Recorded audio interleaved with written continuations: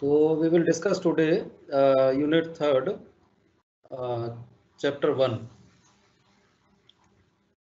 The name of the unit, how children feel and relate to the world. Here we will discuss nature and pattern of children emotions and interpersonal relationship. Hindi में इसको बोलेंगे बच्चों के भावनाओं और पारस्परिक संबंधों की एक नेचर और उसका पैटर्न.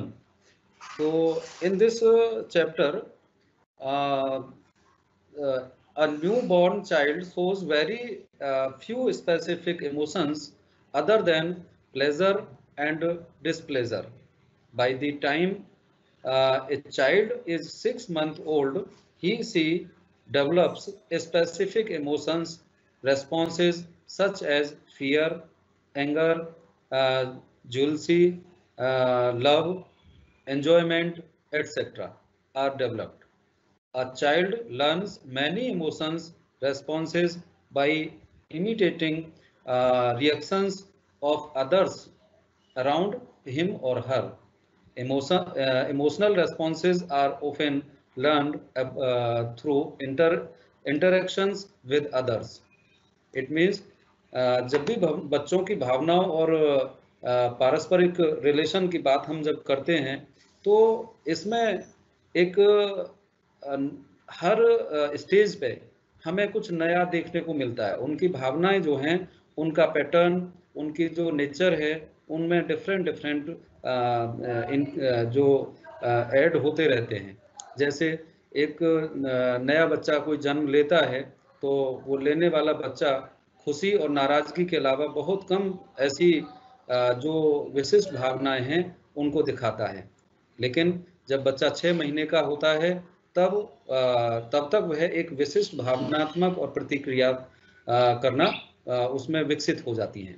जैसे कि पीछे हमने डिस्कस किया कि उसमें एक फियर मीन्स भय उत्पन्न होना शुरू हो जाता है, क्रोध हमें दिखाई देने लगता है, ईर्ष्या की भावना उसमें विकसित होने लगती है, प्रेम, आनंद, ये सब आदि ये जो सब प्रतिक्रियाएं हैं वो करना शुरू कर देता है.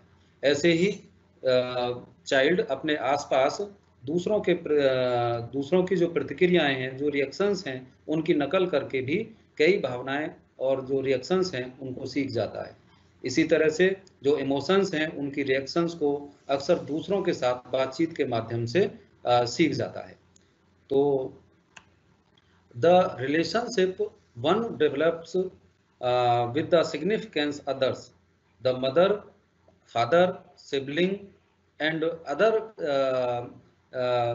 caregivers are particularly important in developing the ability to bond emotionally with others throughout one's life. Some theories believe that the development of a child of self is dependent on the nature of relationship one develops with others, as would be evident by the approaches presented in the subsequent action. तो जैसे हमने पीछे बात करी तो इसमें जो बच्चे का जो डेवलपमेंट हमें देखने को मिलता है वो रिश्ते महत्वपूर्ण होते हैं उसके लिए, दूसरों के साथ विकसित होते हैं. जैसे हम माता पिता की बात करें, भाई बहन की बात करें और अन्य जो देखभाल करने वाले विशेष रूप से एक के जीवन में दूसरों के साथ जो भावनात्मक रूप से बंधने की क्षमता विकसित होती है वो महत्वपूर्ण होते हैं. कुछ सिद्धांतकारों का तो मानना ये भी है कि स्वयं की जो भावनाएं हैं उसका विकास दूसरे के साथ विकसित होने वाले जो संबंध हैं कि उनकी नेचर पर डिपेंड करता है या उनके जैसे ही वो हो जाता है या उसको बाद में ऐसे जो सेक्शंस हैं उनमें उनके दृष्टिकोण का जो स्पष्ट करना है वो दिखाई देना शुरू हो जाता है. इसी तरह से चिल्ड्रंस कंस्ट्रक्शन ऑफ सेल्फ, जो बच्चों का जो सेल्फ निर्माण है, बच्चों का जो खुद का अपना कंस्ट्रक्शन है, चाहे वो इमोशनल डेवलपमेंट हो, चाहे वो फियर डेवलपमेंट हो, चाहे वो लव्स का डेवलपमेंट हो, इसी तरह से जो डेवलपमेंट है उसको हम यहाँ देखते हैं। As we have seen above, one's sense of self is vastly influenced by the behavior of others. तो जो अदर्स के साथ में बिहेवियर है और अराउंड देम, उनके साथ में भी। तो apart from how an individual perceives him और हर सेल्फ, हिमसेल्फ और her self, what others thinks about him और her, he also important in developing a sense of self.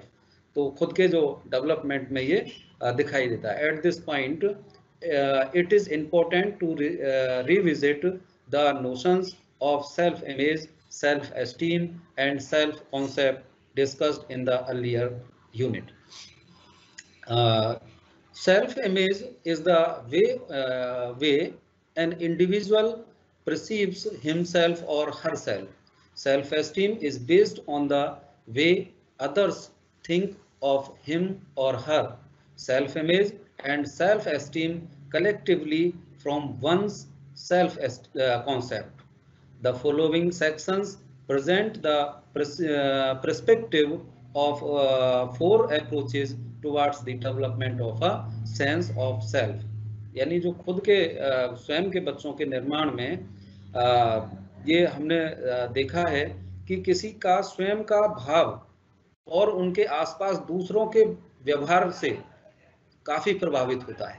इसके अलावा कि कोई भी व्यक्ति उसे खुद कैसे मानता है या दूसरे उसके बारे में क्या सोचते हैं, स्वयं की समझ विकसित करने में ये महत्वपूर्ण पॉइंट है, ये महत्वपूर्ण बिंदु है।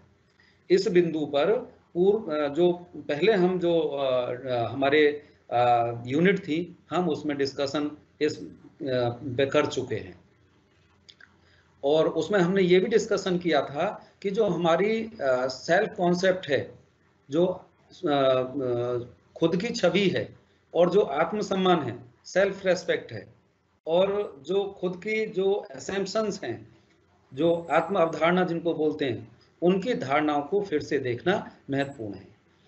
सेल्फ इमेज वह तरीका है जो एक व्यक्ति जो उसे वो खुद मानता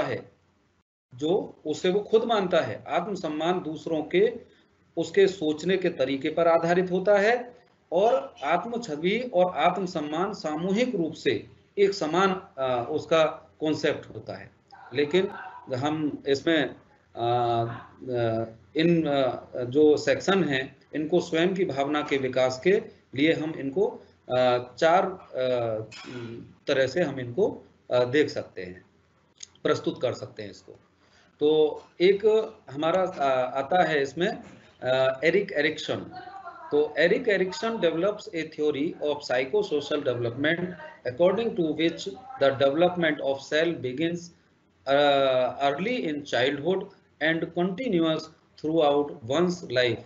The process of the development is influenced by his interaction with his social environment. The social environment presents specific conflicts. हम इसमें इन्होंने दिया है कि that Erikson sells crisis by making specific demands at different ages or developmental stages of one's life. The individual's reactions to such situation decide how the conflict is resolved in his life or her life. Successful resolution of crisis at each stage is important in one's personality development. तो जो इन्होंने Erik Erikson ने भी इसमें काफ़ी अपना contribution दिया है, उन्होंने काफ़ी इसको डिटेल में डिस्कस किया है। एरिक एरिक्सन ने जो एक मनोवैज्ञानिक भी थे और सामाजिक विकास में उनका बहुत ही उनका काफ़ी कंट्रीब्यूशन था। तो उन्होंने इसको इस तरह से कुछ बताया कि स्वयं का जो विकास है वो बचपन में शुरू होता है। किसी भी बच्चे का अपना खुद का जो डेवलपमेंट है वो चाइल्डहुड से ही शुरू हो जाता है, इन्फेंसी स्टेज से ही शुरू हो जाता है। और जो डेवलपमेंट है वो हर स्टेज पे चलता रहता है और उसके पूरे जीवन में लगातार जारी रहता है। विकास की जो ये प्रक्रिया है, डेवलपमेंट का जो ये प्रोसेस है, उनके सामाजिक जो सोशल एनवायरनमेंट है उसके साथ साथ ही उनकी बातचीत से भी वो काफ़ी इन्फ्लुएंस्ड होता है। तो सोशल एनवायरनमेंट एक व्यक्ति के जीवन के विभिन्न युगों, हम यहाँ युग की बात इसलिए कर रहे हैं कि जो उसकी स्टेजेस हैं डेवलपमेंट की वो एक युग के समान ही होती हैं। तो जो उसके जो विकासात्मक के जो चरण हैं, जो डेवलपमेंटल स्टेज हैं, उनमें विशिष्ट मांगें करके विशिष्ट संघर्ष जो एरिक्सन और कॉल क्राइसिस ने दिया है, इस तरह की स्थितियों के लिए व्यक्ति की प्रतिक्रियाएं उनको डिसाइड करती है और ये भी डिसाइड करती है कि उसके जीवन में संघर्ष कैसे हल हुआ। इसको हम ये भी समझ सकते हैं कि जो हमारे हर डेवलपमेंटल जो स्टेज होती हैं उनमें बहुत सारे संघर्ष आते हैं, बहुत सारे क्राइसिस आते हैं, तो उनको वो कैसे उनको उन स्टेजेस को पार करता है। तो इसी तरह से जो every stage of the developmental stage जो होती हैं उन पर संकट का जो क्राइसिस का जो सफल समाधान है, जो सक्सेसफुल है, उसको एक व्यक्ति के व्यक्तित्व के विकास में महत्वपूर्ण है। यानी जो व्यक्ति के व्यक्तित्व का जो निर्माण होता है, किसी भी पर्सन के पर्सनैलिटी का जो डेवलपमेंट होता है, उसमें ये सब चीज़ इम्पोर्टेंट है। तो इसको हम थोड़ा दूसरे रूप में भी हम समझ सकते हैं। The following table present the age of the developmental stage and he important development task at each stage that help in crisis resolutions। तो हम इसमें इसके जो बहुत सारी स्टेजेस हैं इनको भी हम समझ सकते हैं। तो जैसे आप इसमें देख रहे होंगे, एक तरफ हमने स्टेजेस दे रखी है। स्टेजेस में basic thrust versus missed thrust. तो जो ट्रस्ट होता है, बेसिक ट्रस्ट जो होता है वर्सेस मिसट्रस्ट। तो एक तो हम ट्रस्ट यानी विश्वास और एक अविश्वास यानी हम विश्वास ना करें। तो ये जो इमोशंस हैं ये अप्रोक्सीमेट 0 to 18 मंथ में डेवलपमेंट शुरू हो जाते हैं इनके। यानी वो जो एक इम्पोर्टेंट इवेंट जो होती है ये यहाँ फीडिंग से शुरू हो जाती है। जो आपने महसूस किया होगा, हर व्यक्ति जो है इसी स्टेज से निकल के आता है कि जब बच्चा रोता है तो उसको उसकी मदर जो है उसको फीडिंग करवा देती है, लेकिन जब बच्चा नहीं रोता है तो वो भी अलग अलग रहते हैं। तो एक ट्रस्ट होता है मदर को भी और बच्चे को भी। यानी आपने देखा होगा कि जब वो बच्चा 0 to 18 मंथ का भी होगा तो वो अपनी मदर को पहचान जाता है। वो उसके जो अपने नियर बाई वाले जो पर्सन हैं, मदर हैं, फादर हैं, दादी हैं, बाबा हैं, ग्रैंडफादर हैं, ब्रदर है, सिस्टर है, तो जो उसके आसपास जितने भी लोग रहते हैं उनको वो पहचानना शुरू कर जाता है। उनकी जो प्रेजेंस है उसको फील करना शुरू कर देता है। इसी तरह से जो सक्सेसफुल रेजोल्यूशन ऑफ कॉन्फ्लिक्ट, यानी इसमें developing a trust based relationship with the care giver, जो उसके केयर गिवर होते हैं उनको वो महसूस करना शुरू कर देता है बहुत छोटी इन्फेंसी स्टेज में ही। इसी तरह से जो दूसरी स्टेज है ऑटोनॉमी वर्सेस स्कीम डाउट्स। तो जो डाउट्स हैं, जो ऑटोनॉमी हैं, वो भी एक यानी जो चाइल्ड है वो 18 मंथ से लेकर के 3 इयर्स तक वो डाउट क्रिएट करना शुरू कर देता है। उसमें जो डाउट की फीलिंग है वो आनी शुरू हो जाती है। तो जैसे बच्चों में अक्सर सभी इस स्टेज से गुजर के आते हैं, हम सभी लोग इससे निकले हैं।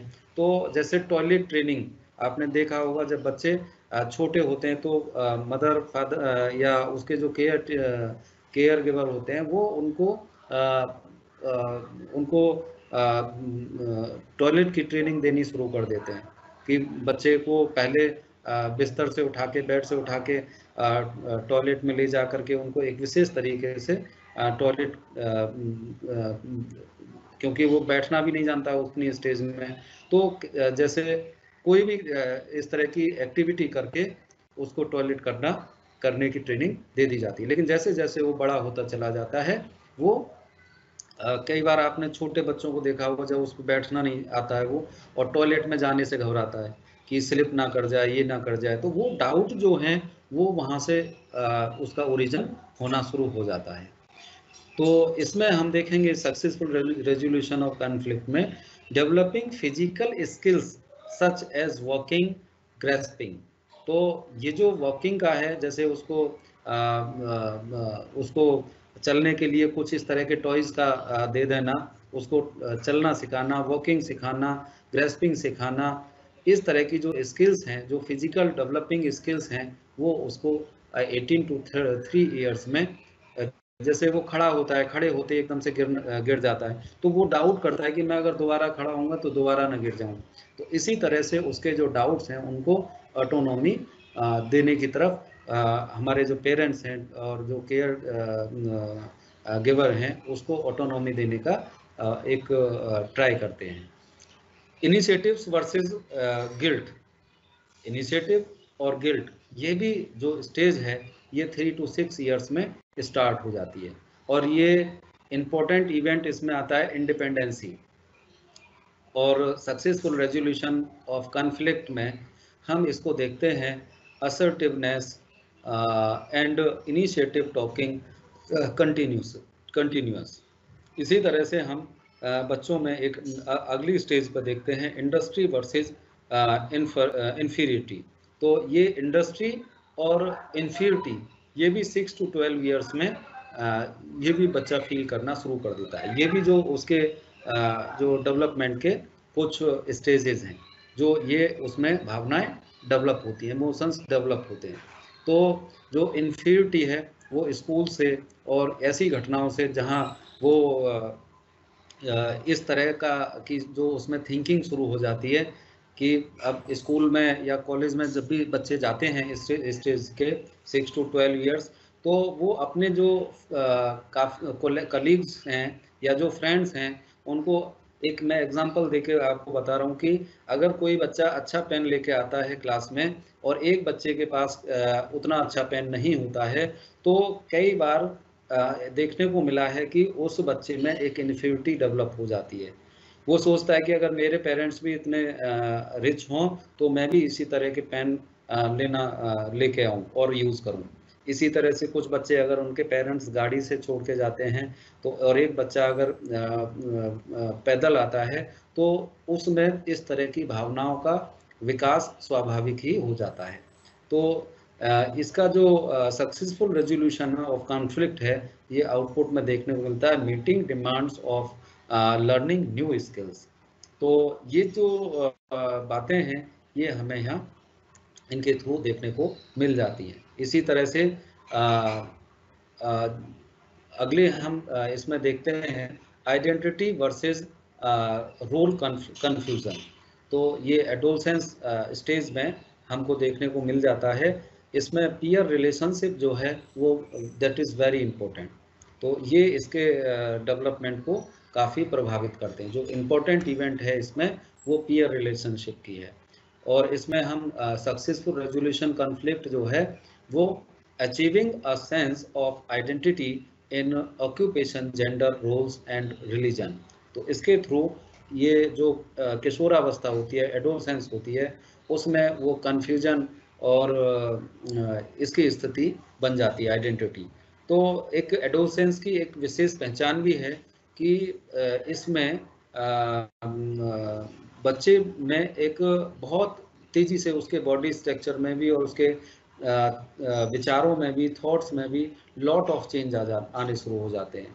बिल्कुल ऐसे बोलते हैं कि जो एडोलसेंस की स्टेज है वो एक आंधी और तूफान की अवस्था होती है। तो जो वो अपने जो सोचता है, अपने जो उसके जो निर्णय लेने की क्षमता है, जो लीडरशिप की जो भावना है, वो उसमें बहुत तेजी से डेवलप होती है। इसी तरह से जो एक अगली स्टेज आती है इनिशियरी वर्सेस आइसोलेशन। तो ये यंग एडल्टहुड में बहुत ज़्यादा अकेला रहना पसंद करता है यंग एडल्टहुड जो है। तो इसी तरह से उनमें जो एक ये जो इन्फ्लुएंस होती है, जो इम्पोर्टेंट इवेंट है इसके लिए, लव रिलेशनशिप्स। तो जो इस स्टेज में आकर के, यंग एडल्टहुड में आकर के या पोस्ट एडोलसेंस में आकर के, उनमें प्यार और रिश्तों को समझने की जो भावना है, वो फीलिंग्स हैं, वो डेवलप होनी शुरू हो जाती हैं। तो इसका हमें ये देखने को मिलता है कि डेवलपिंग इनिशिएट रिलेशनशिप, यानी वो रिलेशनशिप को डेवलप करने में ज़्यादा विश्वास रखते हैं। इसी तरह से जनरेटिविटी एंड स्ट्रेंथनेशंस, इसमें जो मिडिल एडल्टहुड है, वो इस स्टेज के को देखने को में ज़्यादा मिलता है। इसमें जो इन्फ्लुएंस करते हैं इनको, जो इनकी जो इम्पोर्टेंट इवेंट्स हैं, वो पेरेंटिंग, मेंटरिंग। तो पेरेंटिंग एंड मेंटरिंग ये स्टेज में आनी शुरू हो जाती हैं। इस स्टेज में जैसे एक मोस्टली मैरिज का और इस तरह की जो स्टेज है, वो इसमें शुरू हो जाती है। तो वो फिर अपने बच्चों के प्रति केयरिंग और ये सब जो फीलिंग्स हैं, वो इनमें शुरू हो जाती है। और इसमें ये देखने को मिलता है कि finding the ways of supporting the next generation, और वो अगली जनरेशन के बारे में भी सोचना शुरू कर देते हैं। और ईगो, जो लास्ट स्टेज है, ईगो इंटीग्रिटी वर्सेस डिस्पेयर्स। तो ये जो स्टेज है, इसमें ये हमें लेट एडल्टहुड में देखने को मिलती है। तो इसमें reflection on and acceptance of one's life. इसी तरह से जो इसमें हमारा जो सक्सेसफुल रेजोल्यूशन ऑफ कॉन्फ्लिक्ट है, वो accepting one self and gaining a sense of self fulfilment. तो ये जो है, ये हमें देखने को इसमें काफ़ी मिलता है। तो नेक्स्ट हम डिस्कस करते हैं another manner in which Erickson's theory can be presented in the 8 life stage virtues that he stated may be acquired in each of the ever mentioned stages. These are, तो ये जो stages हैं, 8 stages, ये हमें काफ़ी कुछ इसके बारे में बता देती हैं। तो जैसे फर्स्ट स्टेज है होप। होप मीन्स आशा। तो ये जो होप है स्टेज 1, ये इसकी जो क्वालिटी है वो है hope does the child believes its caregivers to be reliable. ऐसे ही स्टेज 2 जो है वो है विल। विल मीन्स जो हमारा एक तरह से आत्म जो एक तरह से जो आत्माओं का परसेप्शन है, जो हमारा दृढ़ निश्चय है, दृढ़ विश्वास है, उसको हम विल बोलते हैं। हमारी जो तो इसमें 8 स्टेजेस में, जैसे हम फर्स्ट की बात करते हैं होप की, तो इसमें क्या है कि क्या बच्चा अपने देखभाल करने वालों को विश्वसनीयता मानता है, यानी उनके साथ में वो रिलायबल है, उनको वो रिलायबल मानता है कि जो उसकी केयरिंग कर रहे हैं, तो वो उसके प्रति एक इस तरह की भावना रखे कि हाँ, ये मेरे रियल केयर टेकर हैं। तो क्या बच्चा जो है अपने देखभाल करने वालों के ऊपर ट्रस्ट कर सकता है ना? तो यहाँ से वो उसकी जो होप है वो शुरू हो जाती है। इसी तरह से जो विल है, वो बच्चे को दुनिया का पता लगाने के लिए सीखने की जरूरत है ना? इसी तरह से यदि उसके जो पेरेंट्स हैं बच्चे की एक्टिविटीज़ में अगर रुचि लेते हैं या उनकी जगह के नहीं रुचि नहीं भी लेते हैं, तो बच्चा एक तरह से डाउटफुल हो जाता है। जो चाइल्ड है, तो लिखा है इसमें द चाइल्ड बिकम्स डाउटफुल। तो अगर इस तरह से उनकी जो एक्टिविटी हैं उनमें पेरेंट्स अगर ध्यान नहीं देते हैं या ध्यान देते भी हैं, तो वो जो है उसकी संदिग्धता को, उसके डाउटफुल को क्रिएट करता है। इसी तरह से स्टेज 3 में हम बात करते हैं पर्पस की। तो purpose can the child plan और do things on his own such as dress him और हर सेल्फ।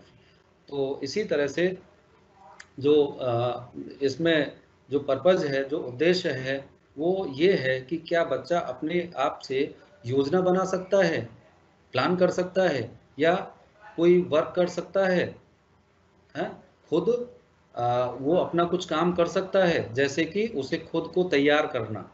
यानी जब स्कूल वो जाता है बच्चा, तो कई बार पेरेंट्स बच्चों को तैयार करने में मदद करते हैं, रेडी करने में मदद करते हैं, लेकिन कुछ बच्चे जो हैं वो खुद ही अपने आप को रेडी कर लेते हैं। तो जो पर्पज है वो ये है कि क्या बच्चा अपने आप से योजना बना सकता है या काम कर सकता है, या जैसे कि उसे खुद तैयार होना हो। यानी कैन चाइल्ड प्लान और do thing on his own such as dress him और her self.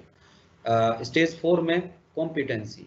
Competency, the child starts comparing self worth to others, such as in a classroom environment. Here the role of the teacher is important. Here the role of the teacher is important in other to ensure that children do not feel inferior. यानी जो यहाँ teacher का जो role है वो बहुत important हो जाता है। तो इसमें क्या होता है कि बच्चा स्वयं की तुलना दूसरों के लायक बनना या करना शुरू कर देता है। जैसे ही कक्षा में के माहौल में हमने देखा होगा कि यहाँ ये सुनिश्चित करने के लिए शिक्षक की जो टीचर का जो रोल है वो बहुत ही इम्पोर्टेंट है ना, कि वो इसलिए इम्पोर्टेंट है कि चाइल्ड के हीन भावना का अनुभव, जो चाइल्ड में हीन भावना आ जाती है, वो उसका अनुभव ना करे, वो उसको फील ना करे। तो इसी तरह से जो हमारी 5th स्टेज है वो है फिडिलिटी। तो इसमें adolescence starts questioning him or herself, himself or herself, who am I, मैं कौन हूँ, how do I fit in, क्या मैं इसमें फिट हो सकता हूँ, मैं इसमें फिट कैसे हो सकता हूँ। तो where I am in going in life, if adults around the adolescence allow exploration, the adolescent will be able to develop his or her own identity. On the other hand, continuous acceptations of the conforming to view of adults lead to confusion and often a foreclosed identity. तो जो हमारा ये जो इसको हम बोलते हैं निष्ठा, हम 5th में जो फिडिलिटी वर्ड है इसको हिंदी में बोलते हैं निष्ठा। यानी जो हमारे एडोलसेंस हैं उनमें उससे या उसके स्वयं से सवाल या क्वेश्चन करना शुरू कर देता है, मैं कौन हूँ, मैं कैसे फिट हूँ, मैं जीवन में कहाँ जा रहा हूँ।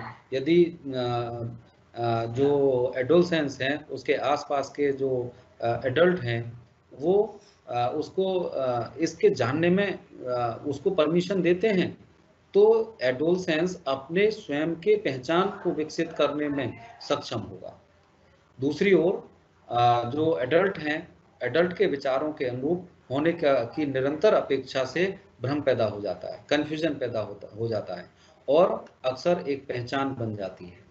इसी तरह से 6th स्टेज पे आता है love. Who do I want to be with? What am I going to do with my life? Will I settle down? तो हम अगर इसमें बात करें लव मीन्स प्यार, प्रेम, तो प्रेम बेसिकली इसमें जैसे हमने पहले भी बताया कि ये जो स्टेज है इसमें प्रेम की भावना ज़्यादा उत्पन्न हो जाती है। तो इसमें बच्चा सोचता है कि मैं किसके साथ रहना चाहता हूँ, मैं अपनी ज़िंदगी किसके साथ मैं अपनी ज़िंदगी के साथ क्या करने जा रहा हूँ, क्या मैं घर बसा लूँगा। तो इस तरह की जो फीलिंग है वो इस स्टेज में आनी शुरू हो जाती हैं। इसी तरह से फिर स्टेज में 7 में आता है caring. Caring adults measure their accomplishment and failures. Failures, am I satisfied or not? They also start to feel the need to assist the younger generation. तो ये जो 7 स्टेज है केयरिंग की, देखभाल की, इसमें एडल्ट अपनी जो उसकी अचीवमेंट्स हैं उनको, अचीवमेंट्स को और अपनी फेलियर्स को ये मेजर करते हैं। और क्या करते हैं उसमें कि क्या मैं सेटिस्फाई हूं या नहीं हूं। जो उनकी अचीवमेंट हैं या उनके जो फेलियर हैं उनसे वो ये जानने की कोशिश करते हैं कि एम आई सेटिस्फाइड और नॉट। तो they also start to feel the need to assist the younger generation. तो वो जो है उन्हें युवा पीढ़ी की जो सहायता करने की आवश्यकता भी महसूस होने लगी है। तो इसी तरह से फिर हम बात करते हैं विजडम की। विजडम मीन्स बुद्धि। तो वयस्क जो हैं, adults reflect on their parts and they either conclude at satisfaction or despairs। तो इसमें जो हम विजडम जो है, विजडम एडल्ट अपने पुराने अतीत से यानी पुराने समय से उनको अपने आप को एक तरह से प्रतिबिंबित करते हैं यानी रिफ्लेक्ट करते हैं, आइदर कंक्लूड एट सेटिस्फैक्शन और डिस्पेयर्स। तो ये इस तरह के से डिस्पेयर्स करते हैं और या तो संतुष्टि या निराशा पर समाप्त होते हैं। यानी जब वो फिनिश होते हैं तो या तो वो उनको सेटिस्फैक्शन से संतुष्ट होते हैं और या वो निराशा से संतुष्ट होते हैं। तो इसी तरह से जो कार्ल रैनसम रोजर्स हैं उन्होंने भी इसको और आगे बढ़ाया है।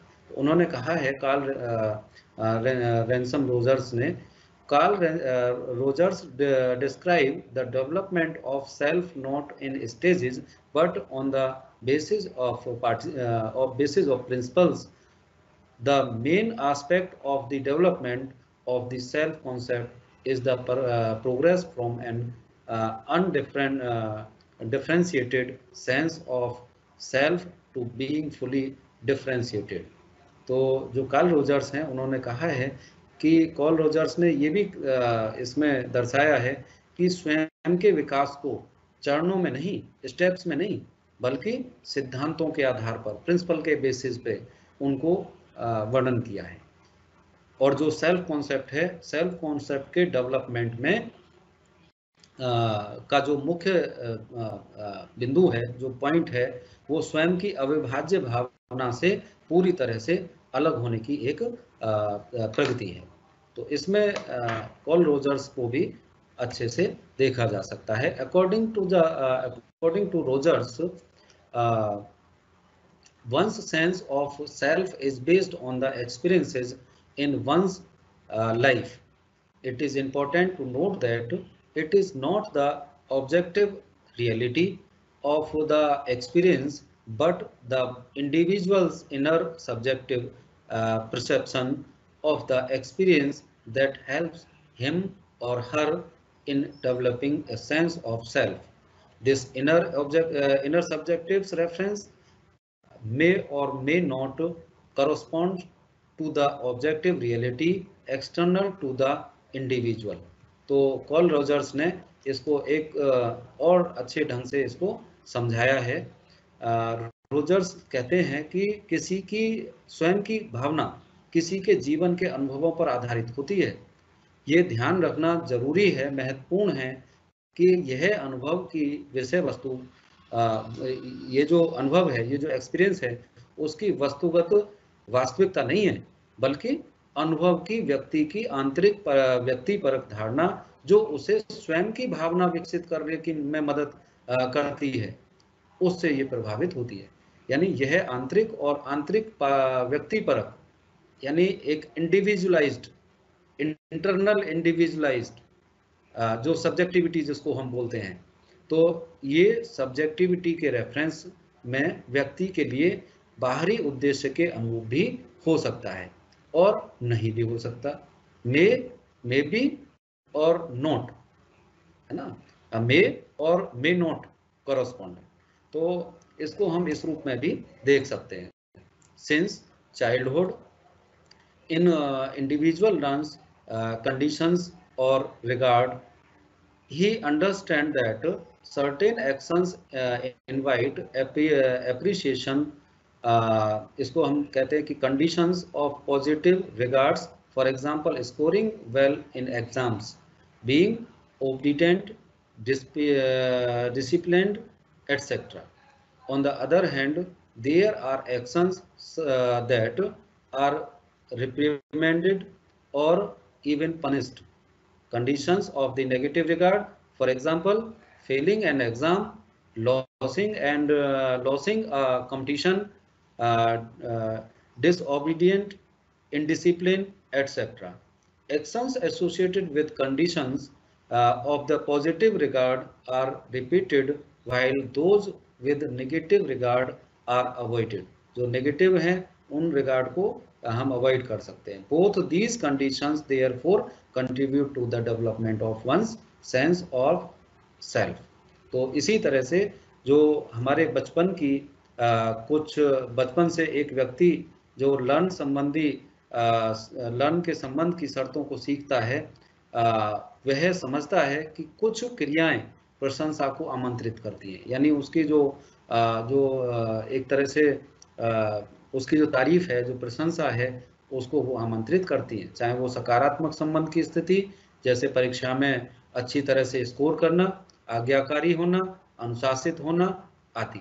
यानी जब कोई भी बच्चा इस तरह से अपने एग्जाम में अच्छे मार्क्स लाता है या और कोई अच्छा काम करता है, आज्ञाकारी होता है, तो वो ऑब्वियसली प्रशंसा का पात्र होता है और उसमें उसको जो है एक पुरस्कार की लेने की भावना या शाबाशी लेने की भावना उसमें प्रदर्शित होती है। इसी तरह से अगर दूसरी तरफ हम ये देखें कि ऐसी कोई घटना जो फटकार या यहाँ तक कि दंडित की जाती है, जो उसको पनिश की जाती है, जो नकारात्मक, जो नेगेटिविटी के जो कॉन्टेक्स्ट में ये जो शर्तें हैं, जैसे कि एक परीक्षा में असफल हो जाना, तो उसके पेरेंट्स उसको जरूर से अगर डांटेंगे भी नहीं तो उनको अच्छा नहीं लगेगा, और वो जो बच्चे हैं उस भावना को वो समझ जाते हैं, उस फीलिंग को वो समझ जाते हैं। तो इसी तरह से जो एक पॉजिटिविटी है उसके संबंध की शर्तों से जुड़े हुए कार्यों को दोहराया जाता है, जबकि जो नेगेटिविटी है उन संबंधों को वाले लोगों से बचा जाता है। तो ऐसे ही ये दोनों जो स्थितियां हैं इसलिए किसी की भावना के विकास में योगदान करती हैं, वो इसीलिए डेवलपमेंटल स्टेज में चली जाती है।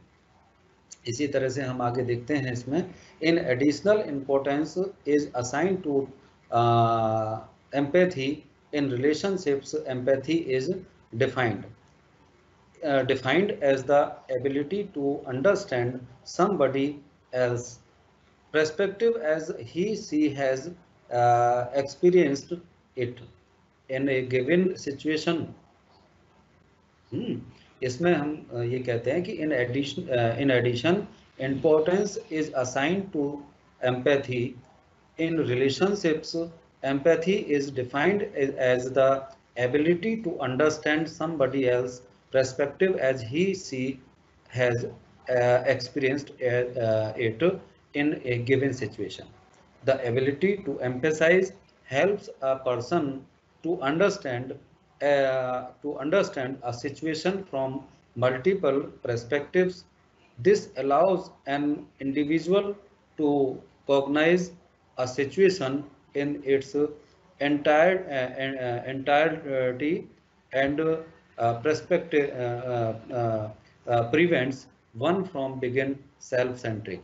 तो इसमें हम ये भी देखते हैं कि इसके जो इन एडिशन, यानी इसके अलावा जो रिश्तों में सहानुभूति को महत्व दिया जाता है, यानी जो हम अपने रिश्तों में एक तरह से एम्पैथी दिखाते हैं, तो जो एम्पैथी है, एम्पैथी को किसी अन्य स्थिति में किसी अन्य के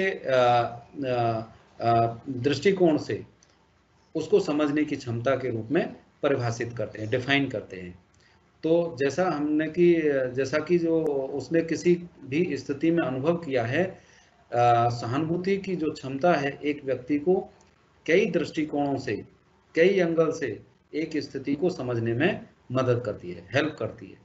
तो यह एक व्यक्ति को अपनी संपूर्णता में एक स्थिति को पहचानने की अनुमति देता है और किसी भी को आत्म केंद्रित यानी जो सेल्फ सेंट्रिक होने से रोकता है। यानी जब अगर बच्चा सेल्फ सेंट्रिक हो जाएगा तो उसमें कई दुर्भावनाएं दिखाई देने लगेंगी। इसी तरह से अब हम चैप्टर के कंक्लूजन की तरफ बढ़ते हैं। From this discussion above from the discussion above, you would have gathered that emotional development early in one's life, interpersonal relationship, particularly with the family, play an important role in the process of emotional development. तो जो हमारी family है वो हमारे emotional development में एक important role play करती है. Besides, emphasize the role played by significant others in one's development of self. Both also emphasize the need for continual support for significant others from childhood through adulthood. यानी जो childhood से लेकर के adulthood तक, यानी जो हम इस निष्कर्ष की बात कर रहे हैं, इस चैप्टर से हमें क्या निष्कर्ष या इस चर्चा से हमें क्या निष्कर्ष मिला, हमने क्या समझा, तो हम यही समझ सकते हैं कि जो हमारा इमोशनल डेवलपमेंट है वो एक व्यक्ति के जीवन में शुरू होता है। वो पारस्परिक संबंध, विशेष रूप से परिवार के साथ जो इमोशनल डेवलपमेंट है उसकी प्रक्रिया में ये महत्वपूर्ण भूमिका निभाते हैं। स्वयं के विकास में भी ये महत्वपूर्ण है और दूसरों द्वारा निभाई गई जो रोल है, जो रोल प्ले करते हैं जो दूसरे, उन पर भी जोर देने के अलावा दोनों एडल्टहुड के मीडियम से, उनके द्वारा से ये बचपन से महत्वपूर्ण दूसरों द्वारा निरंतर समर्थन की आवश्यकता पर भी जोर देता है। तो इस तरह से ये हमारा फर्स्ट यूनिट यहाँ फिनिश हो जाती है और इसमें कुछ क्वेश्चन हैं, जैसे हम अभी आपको डिस्कस करते हैं। क्वेश्चन में very important question from SOL book में भी दिए हैं। तो how are the significant others in a person's life influential in the formation of one's self concept. यानी जो सेल्फ कॉन्सेप्ट है उसके निर्माण में किसी व्यक्ति के जीवन में महत्वपूर्ण अन्य कैसे प्रभावी है। यानी जो सेल्फ कॉन्सेप्ट है उसके निर्माण में ये जो हमने अभी चर्चा करी है कि how are the significant others, जो दूसरे लोग हैं वो कैसे हमारे सेल्फ कॉन्सेप्ट के निर्माण में हमारे लाइफ को इन्फ्लुएंस करते हैं। तो जैसे हमने अभी बताया कि जो हमारे पेरेंट्स हैं, हमारे टीचर्स हैं, वो हमारी इन्फिनिटी को निकालते हैं, वो हमारी दुर्भावना को निकालते हैं, वो हमें बढ़ने में मदद करते हैं। और जो भी हमारे इस तरह के सेल्फ कॉन्सेप्ट को डेवलप करने के लिए, इमोशंस को डेवलप करने के लिए आवश्यक बिंदु हैं, उनमें वो हमारी हेल्प करते हैं। अगला क्वेश्चन, जैसे discuss in the light of the theory of Rogers. यानी जो रोजर्स के प्रिंसिपल हैं वो उस पर हमें कुछ डिस्कस करना है। तो ये हमने जो रोजर्स की थ्योरी अभी डिस्कस की है, ये इसके क्वेश्चन के आंसर में उपयुक्त है। नेक्स्ट क्वेश्चन है, discuss the stage of Erikson's psycho social development that are particularly important during school years. तो जो अभी हमने स्कूल ईयर्स की बात करी है कि बच्चे अगर पास होते हैं तो उनको प्राइज़ मिलता है, उनको शाबाशी मिलती है, उनको बहुत सारे ऐसी पॉजिटिविटी मिलती है, परंतु जब वो फेलियर की कैटेगरी में आ जाते हैं तो वो उनके आसपास नेगेटिविटी उनको घेरने लगती है। तो तो इस नेगेटिविटी को दूर करने के लिए हम इस तरह के जो इनका जो रोल है सोशल का, समाज का, पेरेंट्स का, सोसाइटी का, कल्चर का, बहुत ही इम्पोर्टेंट है। तो इस तरह से हम इसमें कर सकते हैं। अभी हम दूसरी स्लाइड शेयर करते हैं, तो इसके लिए हमें 1 मिनट लगेगी। बस हम 1 मिनट के बाद में फिर आपसे जुड़ते हैं। This is the second lesson of unit third. Unit third, lesson 2. Same title, how children feel and relate to the world. In this chapter, we will discuss about Arvindo's philosophy. तो हमारे जीवन में अरविंदो का ने जो फिलॉसफी दी है, उसके जो विचार हैं उनको हम इसमें देखते हैं। तो here Aurobindo introduced the concept of spiritual evolution of humans.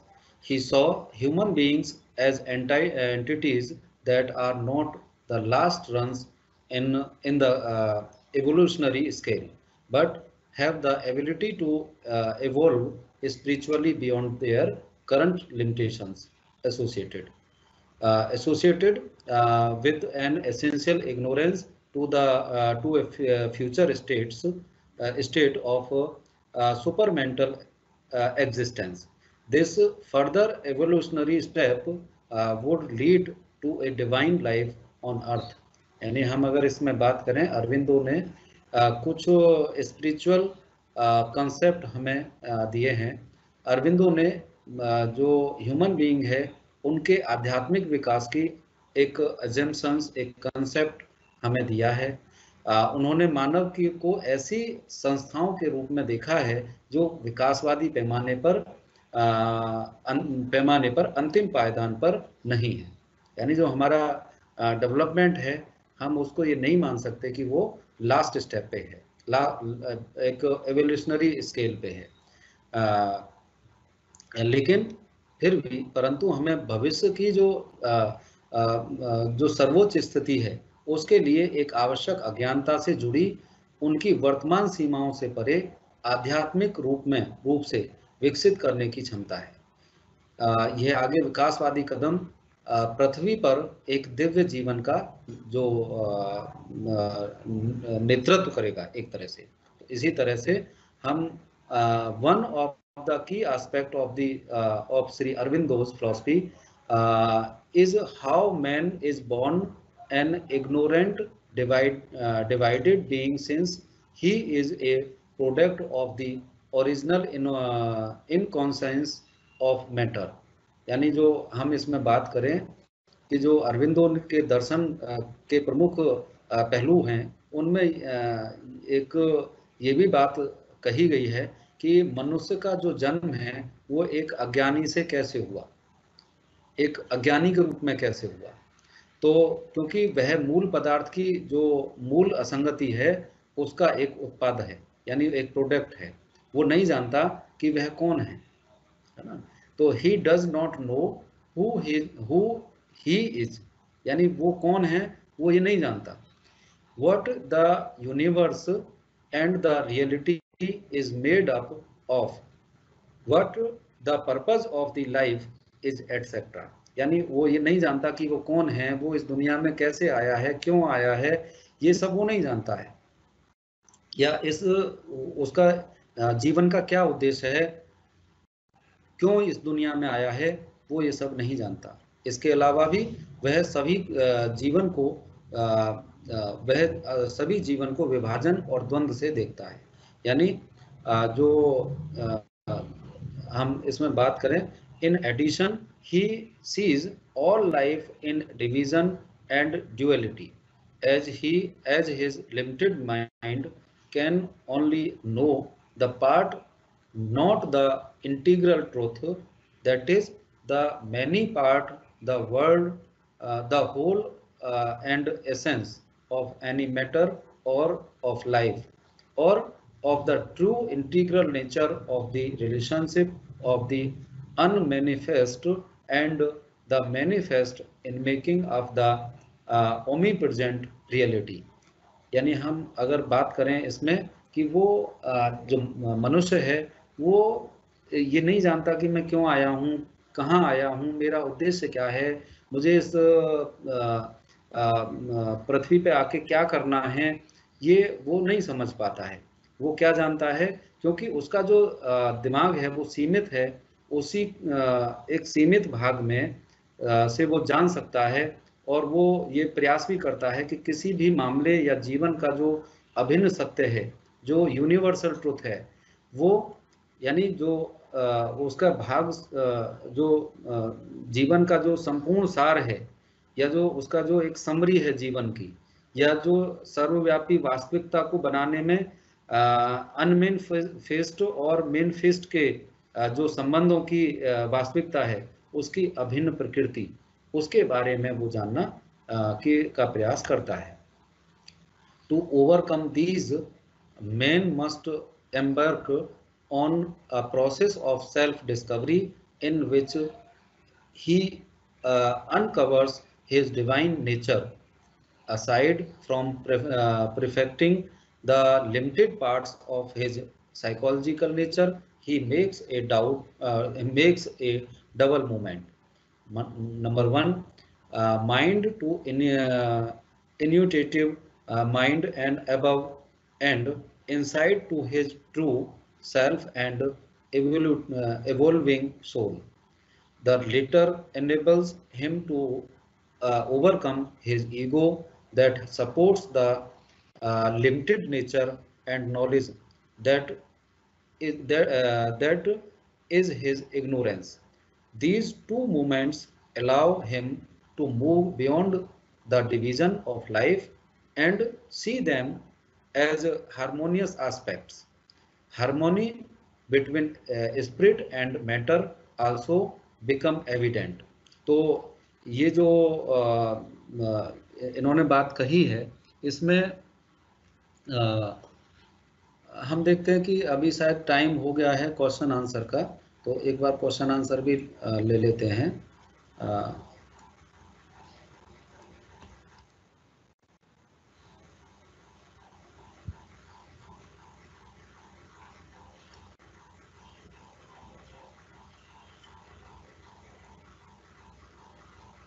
Question answer में हम देखते हैं,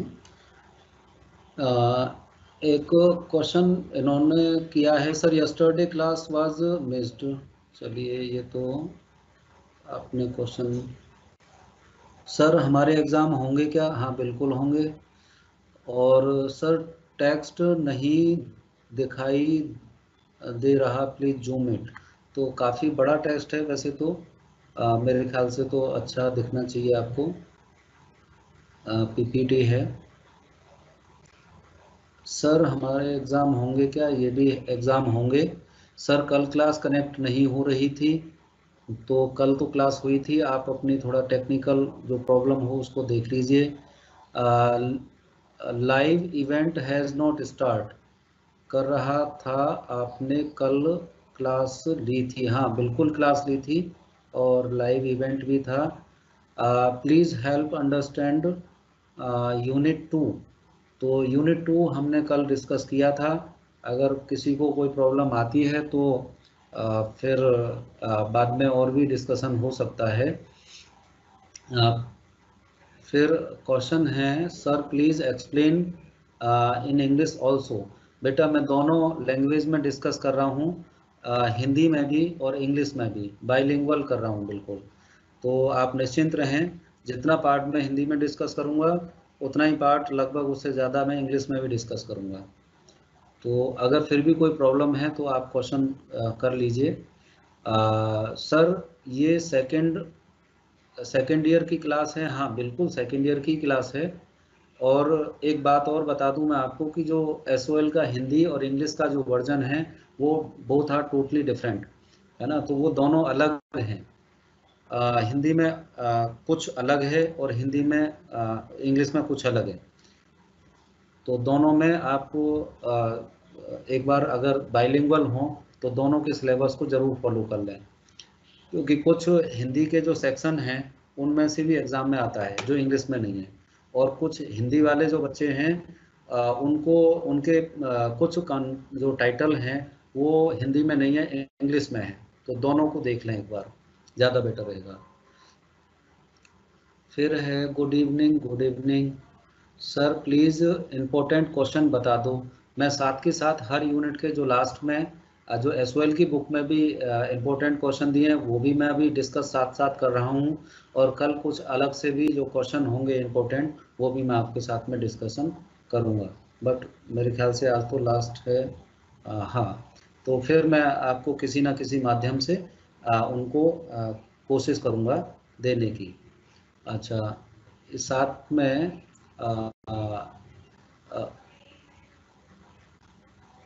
ये सर आप हिंदी में पीडीएफ सेंड कर दीजिए। तो हिंदी और इंग्लिश की जो पीडीएफ है वो एसओएल की वेबसाइट में दोनों मटेरियल मिले हुए हैं, आप वहां से बिल्कुल डाउनलोड कर सकते हैं। कोई प्रॉब्लम हो तो फिर जो हमारा एक ग्रुप बना हुआ है उसमें हमने पहले से भी शेयर कर रखा है, दोबारा से भी शेयर कर देंगे, हिंदी में भी और इंग्लिश में भी। Sir please tell us the important question. बिल्कुल, हम आपको इम्पोर्टेंट क्वेश्चन साथ साथ बता रहे हैं, आप उनको फॉलो करते रहिए। Please give me some question paper. तो हम जो क्वेश्चन पेपर साइट पे भी कुछ दिए हैं एसओएल की पे, तो आप वहाँ से डाउनलोड कर सकते हैं, और ग्रुप में भी हमने कुछ इम्पोर्टेंट क्वेश्चन शेयर कर रखे हैं। Sir will you take class tomorrow. तो आज तक ही हमारे पास क्लास का जो समय था वो आज तक ही था, अगर आगे कोई और समय हमें मिलता है तो ज़रूर आपके साथ शेयर करेंगे।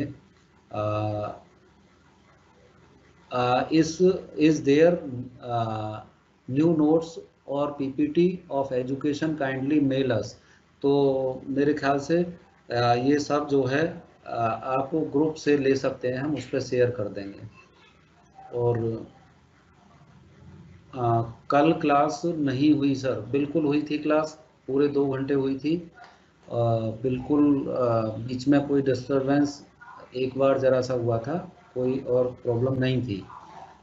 Explain autonomy versus scheme doubt. Autonomy और डाउट में बेसिकली जो अंतर है वो एक स्वायत्तता और एक फियर का है। जो डाउट है वो किसी भी चाइल्ड को मजबूर करता है सोचने पे, यानी उसको डर लगता है कि मैं सही कर रहा हूँ या गलत कर रहा हूँ। और इसी तरह से जो ऑटोनॉमी है वो स्वायत्तता प्रदान करती है, एक सेल्फ कॉन्सेप्ट देती है। और आप इसमें जो बुक में डिटेल में और दिया है, और अभी मैंने डिस्कशन भी किया था। सर क्लास शो नहीं हो रही है, तो आप एक बार चेक कर लें। Good evening sir, kindly give us first some question from this part before going to the second unit. तो मैं फर्स्ट यूनिट के जो क्वेश्चन हैं उनको भी शेयर करने की कोशिश करूँगा अभी। फिर आता है sir can you please repeat Aurobindo theory. हाँ बिल्कुल, अभी मैं दोबारा से रिपीट कर देता हूँ, आप जुड़े रहिए। Did not gate properly, okay. तो मैं अभी बिल्कुल आपको अभी दोबारा से जब मैं स्टार्ट करूँगा तो अरविंदो थ्योरी स्टार्ट मतलब बिगनिंग से ही स्टार्ट करता हूँ। इंडस्ट्री वर्सेज इंफीरिटी आल्सो एक्सप्लेन, ठीक है, इंडस्ट्री को भी और इसको भी एक्सप्लेन करते हैं। Please explain Vygotsky theory. तो ये तो आज वाइगोस्की थ्योरी तो डिस्कस करना पॉसिबल नहीं है, काफ़ी बड़ी थ्योरी है और ये कंटेंट अभी रह जाएंगे। सर सिलेबस में कुछ चेंज होगा? तो अभी तो मुझे लग नहीं रहा कि कुछ चेंज होगा सिलेबस में, जो पुराना सिलेबस है वही सिलेबस फॉलो होगा।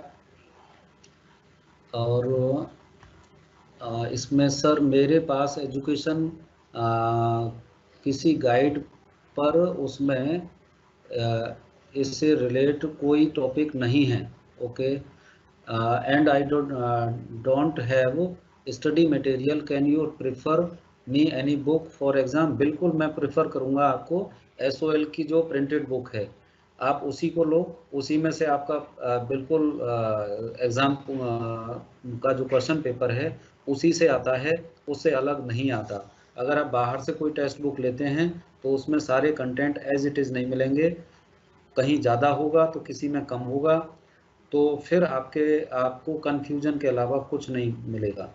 तो इसलिए मेरा सजेशन है केवल और केवल, चाहे आप हिंदी में देखें चाहे आप इंग्लिश में देखें, लेकिन आप जो SOL की बुक है वही फॉलो करें।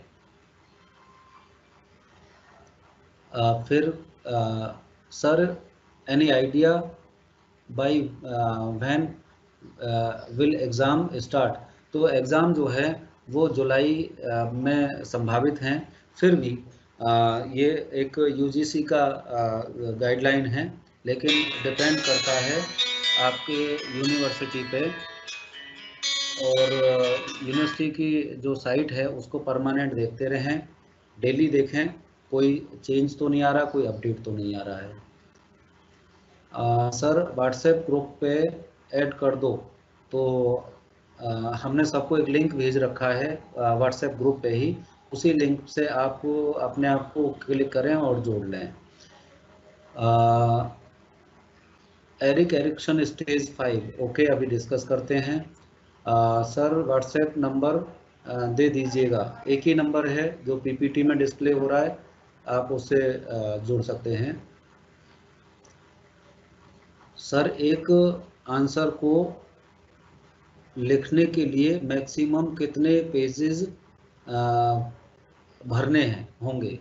तो ऐसा उसमें हम ऐसा इसलिए नहीं कह सकते कि क्वेश्चन पेपर में जो आंसर की वर्ड लिमिट होती है कि आपको जो 15 नंबर का जो क्वेश्चन है वो उसमें आपको मिनिमम आप 600 टू 800 वर्ड तक आप लिख सकते हैं, तो ये एक उसका सफिशिएंट आंसर होता है। ज़्यादा लिखें तो भी कोई बात नहीं है, लेकिन एवरेज और इतने में लगभग 2.5 से 3 पेज भर जाते हैं।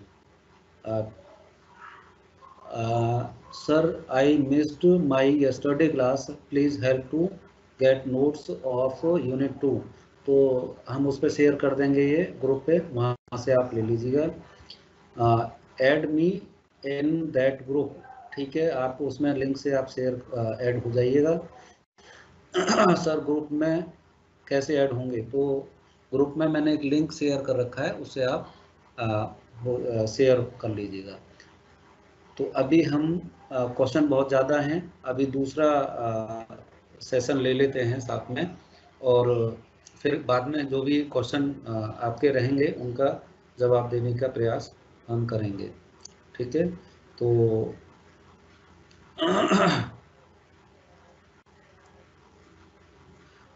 तो अभी इसको स्टार्ट से ले लेते हैं। यहाँ से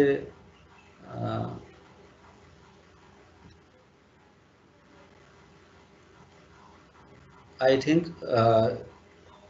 स्क्रीन शेयर हो रही होगी। मैम स्क्रीन शेयर हो रही है?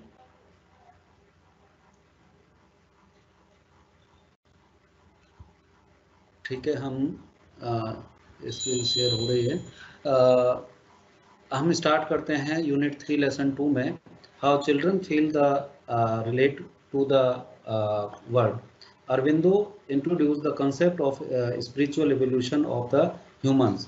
He saw human beings as entities that are not the last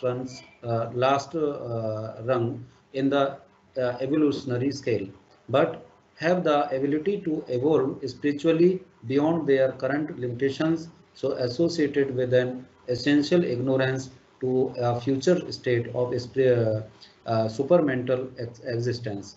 This further evolutionary step would lead to a divine life on earth. यानी उसको ये पता नहीं होता, जब भी कोई मनुष्य पृथ्वी पे जन्म लेता है तो ये पता नहीं रहता उसको कि उसने ये जो लाइफ है, ये जो जीवन है, वो किस उद्देश्य से लिया है, क्यों लिया है, कैसे लिया है। तो इसी तरह से one of the key aspect of Shri Aurobindo's philosophy is how man is born an ignorant divided being since he is produced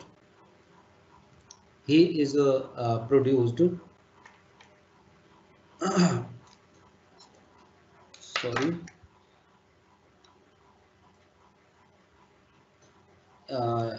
he is produced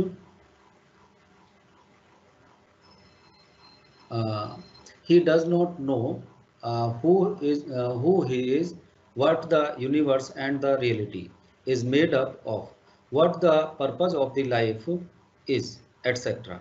In addition, he sees all life in division and duality, as his limited mind can only know the part, not the integral truth of any matter of life, or of the true integral nature of the relationship of the unmanifest and the manifest in making up the uh, omnipresent reality. To overcome these, men must embark on a process of self-discovery in which he uncovers his divine nature. Aside from perfecting the limited parts of his psychological nature, he makes a double movement, mind to intuitive mind and above, and inside to his true self and evolving soul. The latter enables him to overcome his ego that supports the limited nature and knowledge that is the ignorance. These two moments allow him to move beyond the divisions of life and see them as harmonious aspect. Harmony between spirit and matter also become evident. Eventually, the spirit works to overcome his limited nature, which is followed by the ultimate supermental transformation. Thus, we see the three stages through which man emerges from his original ignorance nature. The psyche, the spiritual, and the supermental change. At that point, his essential ignorance, born of creation, is turned into an integral knowledge, and his vital psychological and physical part are transformed. Um, us hearing a new supermental individual and in tandem with others, a supermental social existence. तो इसमें हम बात करते हैं जो आ, हमने बात की थी कि अरविंदो ने इस तरह से हमारे जीवन को परिभाषित किया है, हमारे जीवन की जो सत्ता है उसको परिभाषित किया है। तो अंततः जो हमारी सोल है, जो हमारी आत्मा है, वो अपने सीमित स्वभाव को दूर करने के लिए काम करती है। जो हमारा एक स्वभाव है सबके साथ में प्रेम भाव के साथ में रहना, एक आत्मविश्वास के साथ रहना, धर्माचरण करना, और ये जानना कि हमारा जो जीवन है हमने इस पृथ्वी पे हम जीवन क्यों लिया है और हमारा क्या उद्देश्य है। तो अंततः आत्मा को अपने सीमित स्वभाव को दूर करने के लिए काम करती है, जिसका अनुसरण एक परम अलौकिक परिवर्तन होता है। अलौकिक मीन्स एक बिल्कुल दूरभाषी, यानी जो हमें कभी नहीं दिखाई दिया हो। तो इस प्रकार हम 3 चरणों को देखते हैं जिसके माध्यम से मनुष्य जो है वो अपने मूल अज्ञान प्रकृति से निकलता है। मानसिक, आध्यात्मिक और सतही परिवर्तन, ये इसके मुख्य बिंदु हैं। उस बिंदु पर सृजन से पैदा हुई उनकी जो आवश्यकता अज्ञानता को एक अभिन्न ज्ञान में बदल दिया जाता है और उनके महत्वपूर्ण मनोवैज्ञानिक और शारीरिक भावों को बदल दिया जाता है। एक नए बहुत ही सर्वोच्च व्यक्ति जो ज्ञानवादी होने और दूसरों के साथ मिलकर एक सर्वोच्च सामाजिक अस्तित्व यानी पृथ्वी पर एक दिव्य जीवन के रूप में जीते हैं। तो the integral yoga utilizes various yogic practices of India's culture heritage and synthesizes them with its own unique methods. However, there is no one-set method or practice that its practitioners follow. Certain broad guidelines have been provided, several basic approaches have been described, and many specific practices and techniques have been suggested. तो हम इसमें ये देखते हैं कि जो अरविंदो है, अरविंदो को उनका इंटीग्रल योगा एक साइकिक बीइंग की खोज की और बाहरी रूप से होने वाली हलचल पर केंद्रित होता है, सेंटर्ड होता है। तो साइकी की खोज आखिरकार बाहरी जो व्यक्ति है या व्यक्ति के प्रकट व्यवहार में बदलाव लाएगी। यानी जो हमारा जो व्यवहार है वो एक साइकी के कारण उसमें बदलाव आता है। यानी जो एक योगा को जो हम प्रेफरेंस देते हैं, योगा हमारे व्यक्तिगत व्यवहार में परिवर्तन लाता है। यानी योग का जो उद्देश्य है वो उस व्यक्ति को सक्षम बनाता है जो दिव्य, सच्चे और स्वयं के साथ में यानी सेल्फ के साथ में, ईगो के साथ में जो ईगो के साथ जागरूक पहचान प्राप्त करने के लिए और अपने मन, जीवन और शरीर को बदलने के लिए इसे करता है, ताकि वे पृथ्वी पर एक दिव्य जीवन के लिए उपयुक्त साधन बन सके। यानी जो हमने इस आत्मा ने पृथ्वी पर जन्म लिया है उसमें वो एक उपयुक्त साधन बन सके।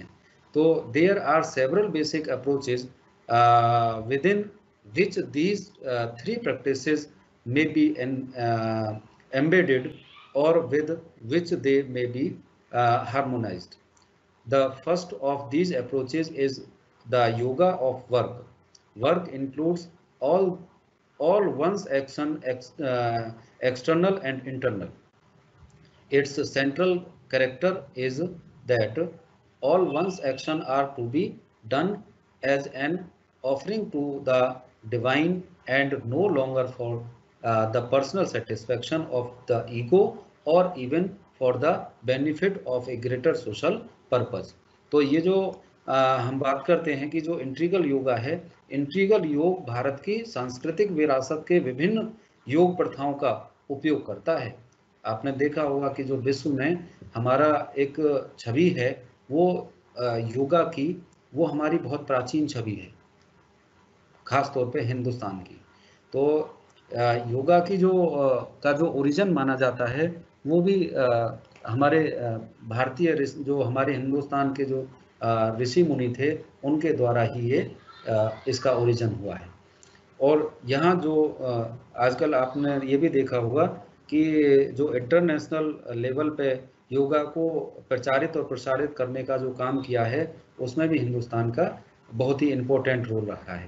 हालांकि कोई भी सेट या विधि या ये अभ्यास नहीं है, यानी जो हम उन्हें अपने स्वयं के अनूठे तरीकों के साथ में संश्लेषित करते हैं और कोई भी इसमें कोई सेट मेथड नहीं है, कोई एक्सरसाइज नहीं है जो इसके चिकित्सक अनुसरण करते हैं। यानी चिकित्सक जो इसको फॉलो करते हैं, जो हमारे डॉक्टर्स हैं वो भी इसको फॉलो करते हैं। आज आप एंडेमिक टाइम में भी देख रहे हैं कि चाहे हमारी एलोपैथी हो, चाहे होम्योपैथी हो और चाहे नेचुरोपैथी हो, तो सभी जो लोग हैं, सभी जो चाहे वो किसी भी धर्म के हों, किसी भी समुदाय के हों, किसी भी संस्कृति के हों, सभी लोग इस पेंडेमिक टाइम में अपने आप को फिट रखने के लिए योगा को प्रसारित कर रहे हैं और उसको अपने जीवन में ला रहे हैं। तो इसी तरह से अरविंदो ने भी योगा पे बहुत ही विशेष फोकस किया था और वो इसको बहुत मानते थे। तो कुछ व्यापक दिशा निर्देश प्रदान किए गए हैं और कई बुनियादी दृष्टिकोणों का जो वर्णन है वो इसमें किया गया है। इसी तरह से कई विशिष्ट प्रथाओं और तकनीकों का भी सुझाव इसमें दिया गया है। तो इसी तरह से जो कई बुनियादी दृष्टिकोण हैं जिनके भीतर इन 3 प्रथाओं को एम्बेडेड किया जा सकता है या जिनके साथ उनका सामंजस्य हो सकता है, वो इसके लिए उत्तरदायी है। इनमें से पहला तरीका काम का योग है। जो हमारा हम काम योग की बात करते हैं तो वो इसका पहला तरीका है। कार्य में बाहरी और आंतरिक सभी कार्य शामिल होते हैं। जो हमारा कर्म है, जो हम काम करते हैं, उसमें चाहे हमारे एक्सटर्नल वर्क हों और चाहे वो इंटरनल वर्क हों, वो सभी के सभी इस जो योगा है, जो फर्स्ट टाइप का योगा है, ये इसमें शामिल होते हैं। तो इसका जो सेंट्रल पॉइंट है वो चरित्र, उसका जो कैरेक्टर है वो ये है कि सभी का कार्य दिव्य और एक भेंट के रूप में किया जाना है। यानी हम इसको जो काम है, जो योगा है, काम योगा जिसको बोलते हैं, उसको एक दिव्य मानते हैं, एक बिल्कुल यूनिक मानते हैं। तो इसी तरह से अब अहंकार की जो व्यक्तिगत संतुष्टि के लिए, यहाँ तक कि एक बड़े सामाजिक उद्देश्य के लाभ के लिए नहीं किया जाना है। ये जो योगा है कोई बहुत दूसरे काम के लिए नहीं किया जाना। ये सामाजिक जो इंटीग्रेशन है, जो ये पर्पज है, जो बेनिफिट है, इसका सोशल डेवलपमेंट में, व्यक्तिगत डेवलपमेंट में और हमारे मानसिक स्वास्थ्य को बनाने में, शारीरिक स्वास्थ्य को बनाने में इसका एक इम्पोर्टेंट रोल है। The second approach is the yoga of knowledge. जो सेकंड अप्रोच है योगा की, वो क्या है? नॉलेज है। यानी दूसरा दृष्टिकोण ज्ञान का योग है ना। तो ज्ञान योग जो है वो इसका दूसरा एंगल है। Here the central process is a drawing back of the true divine self from its false identification with the limited personal ego, as well as a drawing back from identification with the superficial movements of mind and life and body. तो जो दूसरा हमारा इसका approach है देखने की, वो ज्ञान का योग है।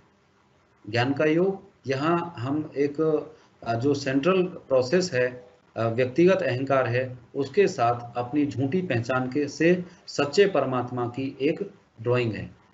आज आपने देखा होगा, हम अपने जीवन में, जो हमारा आज का जीवन है, हम उसमें फैंटेसी में जीना चाहते हैं, है ना। हम अपने आप को इतना आउटलुक दिखाना चाहते हैं कि हम बहुत अच्छे हैं, हमसे कोई गलती नहीं होती है, हम सदा सत्य बोलते हैं, सदाचार करते हैं। लेकिन कहीं ना कहीं हम अपनी जो हमारी ज़रूरतें हैं, जो हमारी आवश्यकताएं हैं, हम उनसे कहीं ना कहीं प्रभावित हो जाते हैं।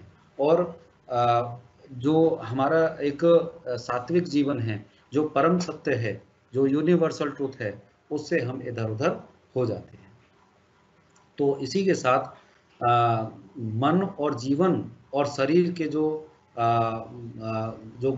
एक तरह से ग्राउंडेड मूवमेंट हैं, उनके साथ पहचान से वापस आ रही है। जो योगा की पहचान है वो बिल्कुल ग्राउंड से ही वापस आ रही है। At the third approach to the divine is through the yoga. यानी जो प्रेम और भक्ति के योग हैं के माध्यम से दिव्य के लिए एक तीसरा दृष्टिकोण है। यानी third approach to the divine is through the yoga of the love and devotion and devotion. तो प्रेम और जो भक्ति है, तो प्रेम और भक्ति के योग के माध्यम से दिव्य के लिए एक तीसरा दृष्टिकोण है, दिव्यता के लिए। यहाँ ये जो इमोशन है, here it is the emotional nature that is to be turned entirely towards the divine being in a moment of devotion, love and self-giving. यानी जो यहाँ हम इमोशंस की बात करते हैं, जो इमोशनल नेचर है, जिसे पूरी तरह से भक्ति, प्रेम और आत्म के आंदोलन में दिव्य होने की ओर इसको टर्न करता है। यानी जो ये योगा है, थर्ड अप्रोच योगा, जो प्रेम भक्ति के योग को हम कहते हैं, वो इन सब को की ओर हमें हमारा झुकाव करता है। इसी तरह से अ fourth approach is through what Shri Aurobindo has called the yoga of self perfection. This approach has element in common with the others because to perfect the nature it is necessary to disengage the self from the ego and the outer nature and to become receptive to the action of the divine who alone can effect this change.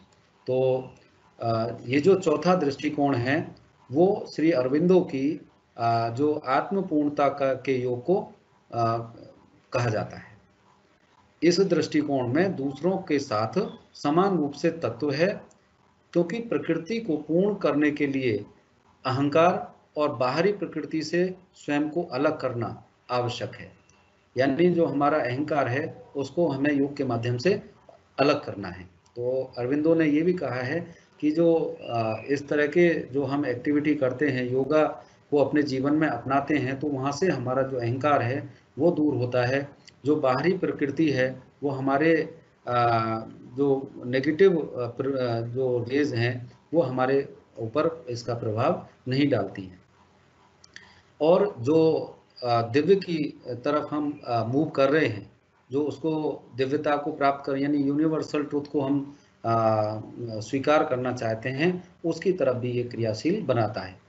अकेले इस परिवर्तन को प्रभावित कर सकता है ये केवल हमारा जो फोर्थ अप्रोच ऑफ योगा है।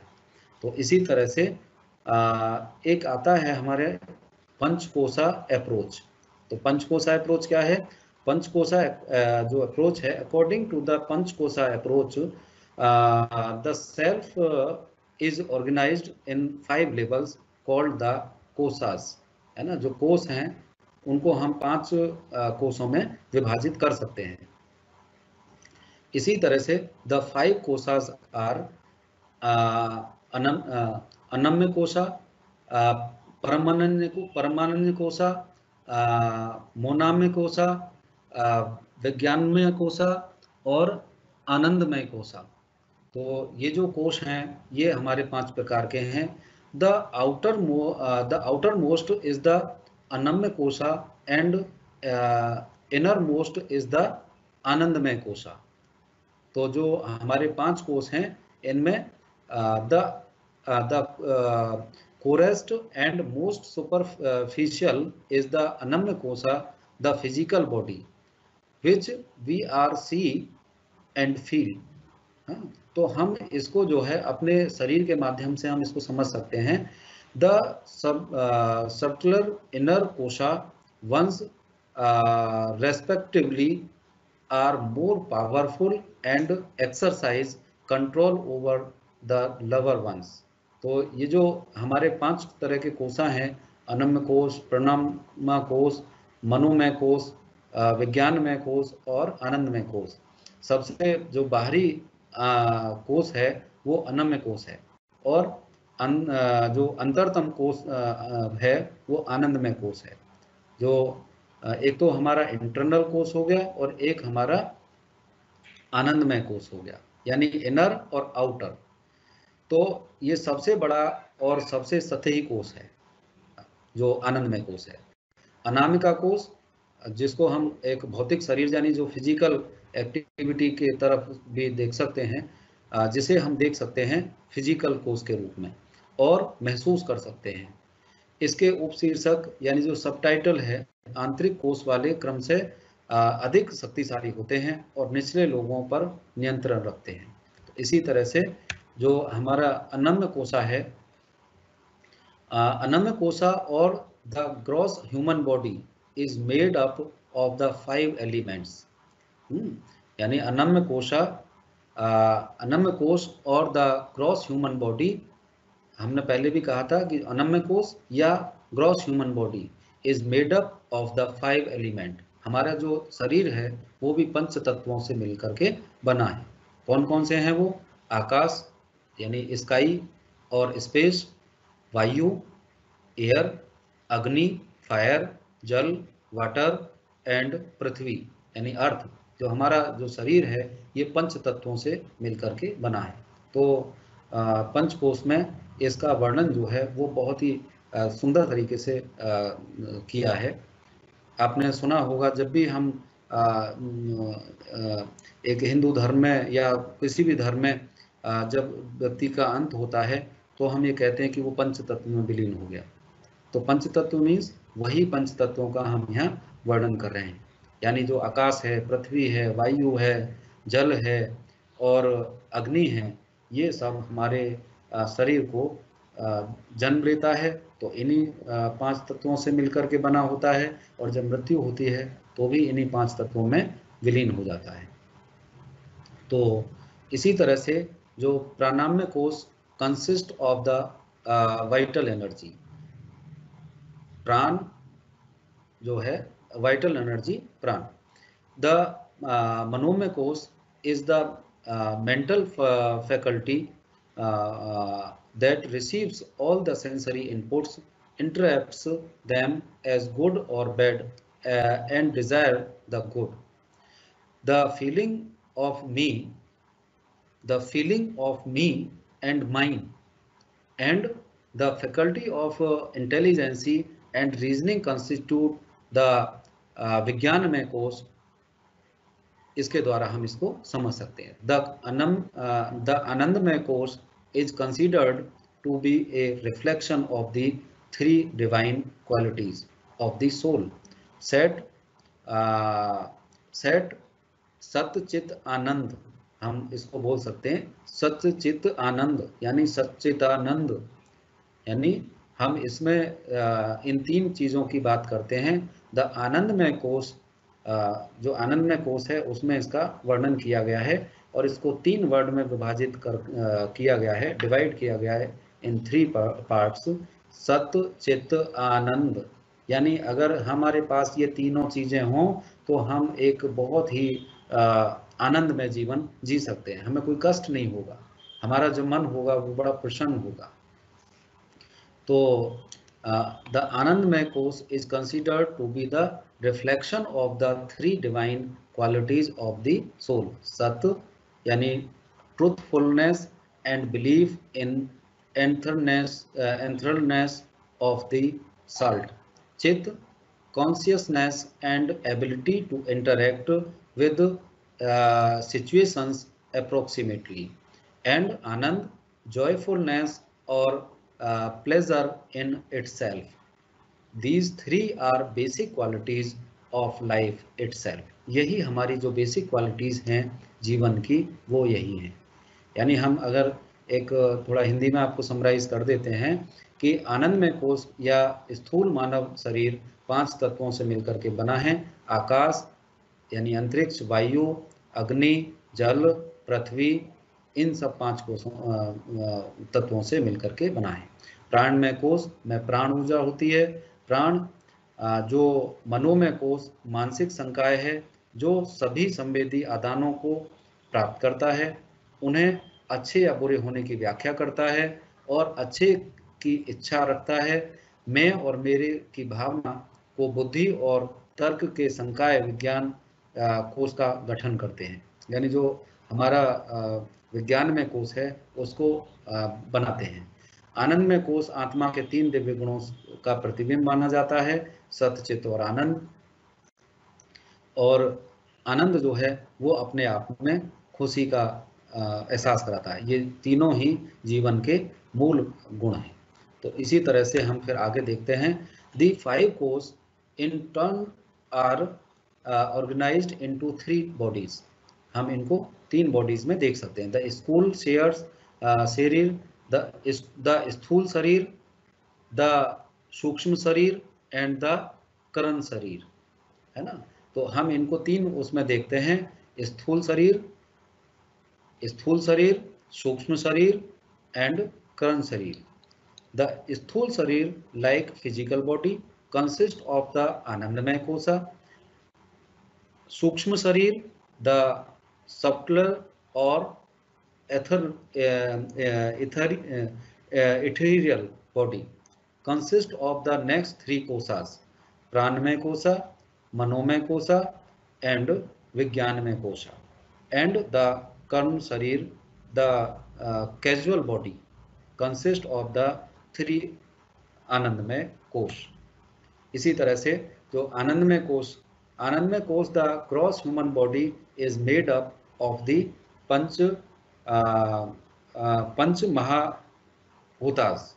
जो पंच महाभूतास हैं उनसे ये मिलकर के बना है. द 5 प्राइमोर्डियल एलिमेंट्स, आकाश यानी वैक्यूम, वायु और जल, और ये हमने पहले से आपको डिस्कस कर ही दिए, अर्थ, इस तरह से.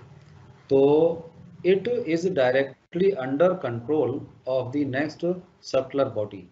The pranamaya kosh consists of the vital energy pran, which according to his location, movement and purpose has been divided into 5 major components.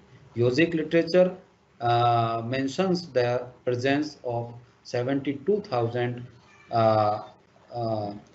pathway along which the pran movement moves in human body. These pathways cannot automatically be seen, but the existence of some of them seems to have been provided indirectly by using acupuncture needles tipped with radioactive phosphorus.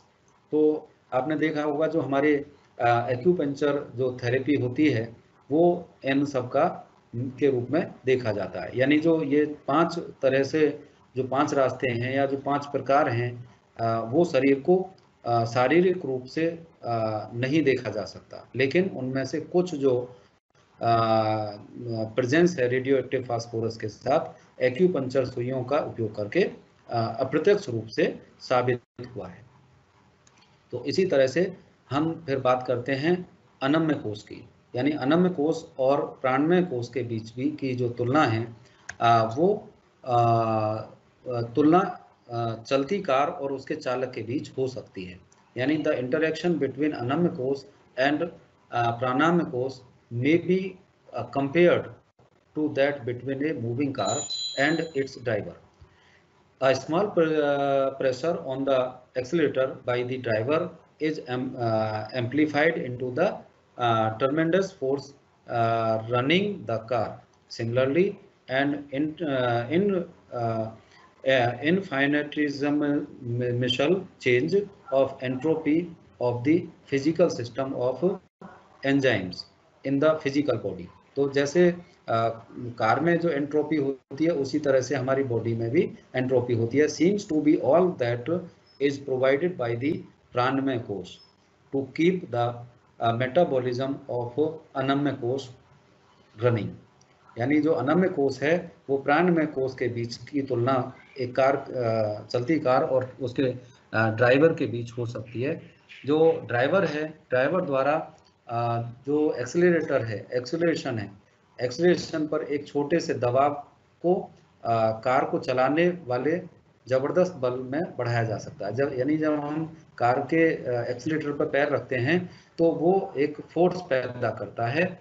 और इसी तरह से इसी प्रकार जो हमारा शरीर है, जो हमारी बॉडी है, जो फिजिकल स्ट्रक्चर है, उसमें एंजाइम्स की जो एक फिजिकल सिस्टम है एंजाइम्स को करने का, कि एंट्रोपी का एक हमारी बिना इच्छा के परिवर्तन ये सब प्रतीत होता है. यानी जो अनैच्छिक जो परिवर्तन है वो हमें प्रतीत होता है, जो बिल्कुल अनम्य कोश के जो हमारा मेटाबॉलिज्म है उसको चालू रखने के लिए प्राणमय कोश द्वारा उसको रन करता है. इसी तरह से हम कंक्लूजन पर पहुंचते हैं. इसमें Conclusion में from the discussion above and in the previous unit, you would have also gathered the emotional development being early in one's life. Interpersonal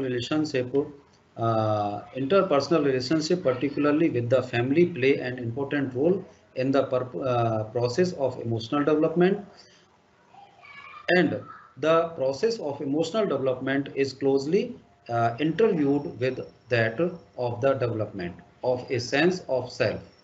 However, there are varied interpretations to the process of development of self. While Erickson and Rogers focus on the development of self in relation to others, यानी जो Rogers ने और Ericsson ने focus किया है वो हमारे दूसरों के साथ में कैसे रिश्ते हम रखते हैं उस पर ज़्यादा फोकस उन्होंने किया है. Aurobindo and the Panchkosh approach focus much more on development of the inner spiritual beings. Nevertheless, it is important to note that emotional and personal development being early in one's life and appropriate efforts need to be made for a healthy development from childhood itself. तो ये जो है हम इससे सीखते हैं कि इसमें जो इम्पोर्टेंट क्वेश्चन हैं वो हैं इस तरह से आते हैं. Discuss the development of self with reference Shri Aurobindo approaches. तो सर अरविंदो अप्रोचेज का बहुत क्वेश्चन आता है. इसी तरह से जो अभी हमने पंचकोश का जो टाइटल सीखा लर्न किया उसमें भी बहुत अच्छे क्वेश्चन बनते हैं. उनमें से एक मैंने आपके सामने रखा है. Discuss the 5 courses that influence self-development in a person. Highlight the interpersonalship, interrelationship between the various courses. यानी जो ये 5 कोर्स हैं या जो उसके अलग भी जो दूसरे कोर्स बताए हैं उनमें आपस में एक दूसरे में क्या इंटर रिलेशनशिप है, दोनों में क्या आंतरिक जुड़ाव है, तो इसको भी हम देखते हैं. तो अभी हम आगे डिस्कस करते हैं इसमें unit 4 lesson 1. This unit is different from the third unit lesson 1 और 2. In this unit we will discuss the mental health and psychological well-being in children. So children's mental health and psychological well-being. Let us first discuss concept of mental health. We will understand a concept of mental health. Definition of mental health are changing. जो हमारा मानसिक स्वास्थ्य है उसकी जो परिभाषाएं हैं वो बदल रही हैं. टाइम टू टाइम ये इनमें चेंज आ रहा है.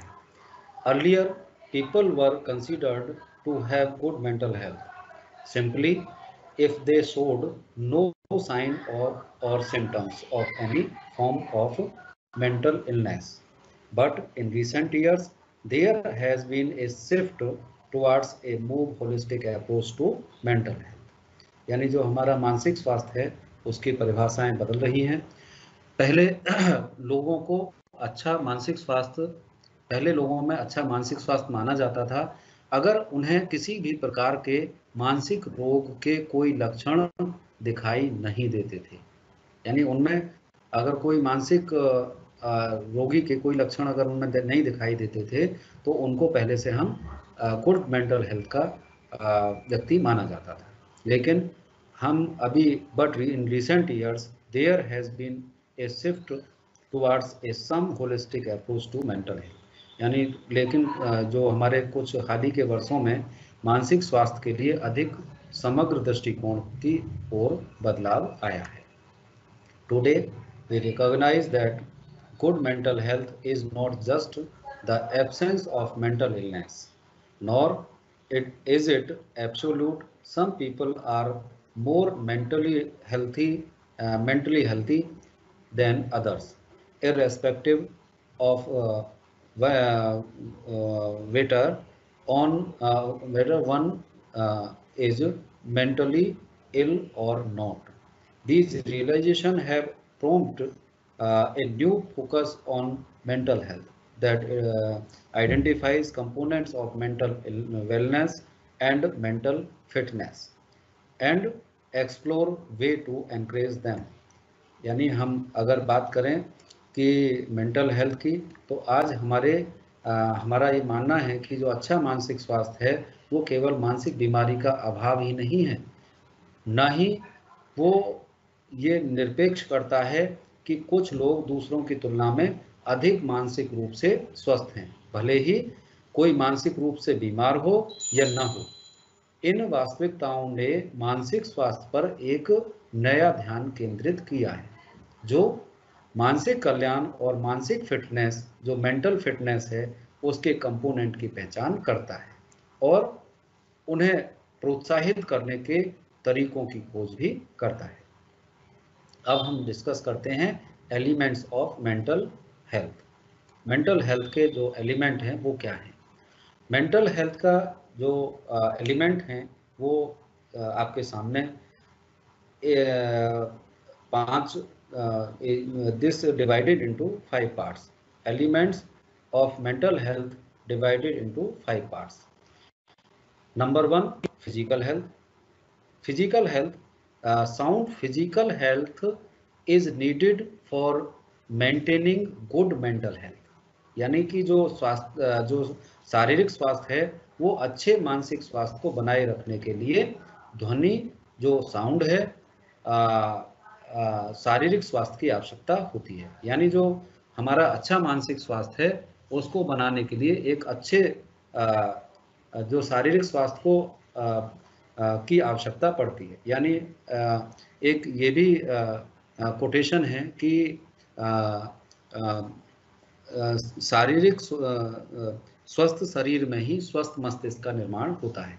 यानी अगर हमारी बॉडी फिट है, अगर हमारा शरीर स्वस्थ है, तो हमारा जो मेंटल लेवल है, जो मेंटल स्वास्थ्य है, वो भी स्वस्थ होगा, वो भी अच्छा होगा। तो इसी तरह से इंटेलेक्चुअल हेल्थ होता है। An intelligent child may have better adjustment and can avoid unnecessary tensions and frustrations. Therefore, intelligence contributes to mental health. यानी जो बौद्धिक स्वास्थ्य है वो एक बुद्धिमान बच्चे में बेहतर समायोजन कर सकता है और वह आवश्यक तनावों और निराशाओं से भी बच सकता है। इसलिए बुद्धि मानसिक स्वास्थ्य में योगदान करती है। इसी तरह से emotional health. Emotionally mature children are happy and process good mental health. तो जो हमारा भावनात्मक स्वास्थ्य है, इमोशनल हेल्थ है, इमोशनल हेल्थ को भावनात्मक रूप से जो मैच्योर बच्चे हैं वो खुश होते हैं और अच्छे मानसिक स्वास्थ्य के अधिकारी होते हैं। लेकिन जो एक लास्ट में आता है इंटरेस्ट एंड एप्टीट्यूड, तो teachers and parents should give assignment to the children according to their interest, abilities and aptitude. इसी तरह से good environment leads to good mental health. Characteristics of good mental health. Definition. Different psychologists such as Alport 1962, Whitaker 1979, etc. have mentioned several characteristics of good and others are given below. Means I am a mentally healthy person. मैं कब अच्छा शारीरिक रूप से स्वस्थ व्यक्ति कहलाऊंगा? यानी मैं कब हो सकता हूँ अच्छा स्वस्थ व्यक्ति? यानी कि I can evaluate my self properly with respect to my limitations, है ना। यानी कि जो मैं मानसिक रूप से तब स्वस्थ होऊंगा जब मैं अपनी सीमाओं के संबंध में खुद का सही मूल्यांकन कर सकता हूँ, यानी उनको सीमांकित कर सकता हूँ। I can adjust. I can adjust in a new situation with the least delay and disturbance. Similarly, I have the ability to enjoy life. अगर मैं अपनी लाइफ को सही से एंजॉय कर सकता हूँ तो मैं एक अच्छा यानी मेरे पास जीवन का आनंद लेने की क्षमता है, तो मैं एक गुड मेंटल हेल्थ वाला पर्सन हूँ. I have intellectual and emotional maturity. अगर मेरे पास इंटेलेक्चुअल और इमोशनल एबिलिटी है तो भी मैं मेरे पास मेरी बौद्धिक और भावनात्मक परिपक्वता है तो मैं एक अच्छा स्वस्थ दिमाग वाला व्यक्ति हूँ. I am self confident. आप समझ सकते हैं अगर मैं मेरे अंदर सेल्फ कॉन्फिडेंट है, मैं सेल्फ कॉन्फिडेंट हूँ तो स्वस्थ हूँ. I can practice participate in constructive activities. अगर मैं कंस्ट्रक्टिव एक्टिविटीज में पार्टिसिपेट करता हूँ तो मैं स्वस्थ हूँ मानसिक रूप से. I have ability to form satisfying relationships. अगर मैं अपने संबंधों से रिश्तों से संतोषजनक हूँ तो मैं गुड मेंटल है. I feel secure. अगर मैं सुरक्षित महसूस करता हूँ. I do not waste time and energy in worrying. इसी तरह से I consider what others feel and have to say but act according to my own convictions. Similarly, I do not feel distressed when others do not like me. Next, I organize my life functionally so that important things get done on time. I face new ideas with an open-minded skepticism. Problems and challenges faced by children. Nowadays, uh, uh, more children are faced different challenges. Uh, Important challenges are discussed in this slide. A child can face many problems. Family किस तरह की वो problem face करते हैं? Family problem, school problem and society. यानी a child can face many problems, family, school and society. Let's try to understand the problems a child might face. Most psychologists are of the opinion that the influence that mold the personality of a child during the first 5 or 6 years of his life determine his conduct throughout his future existence.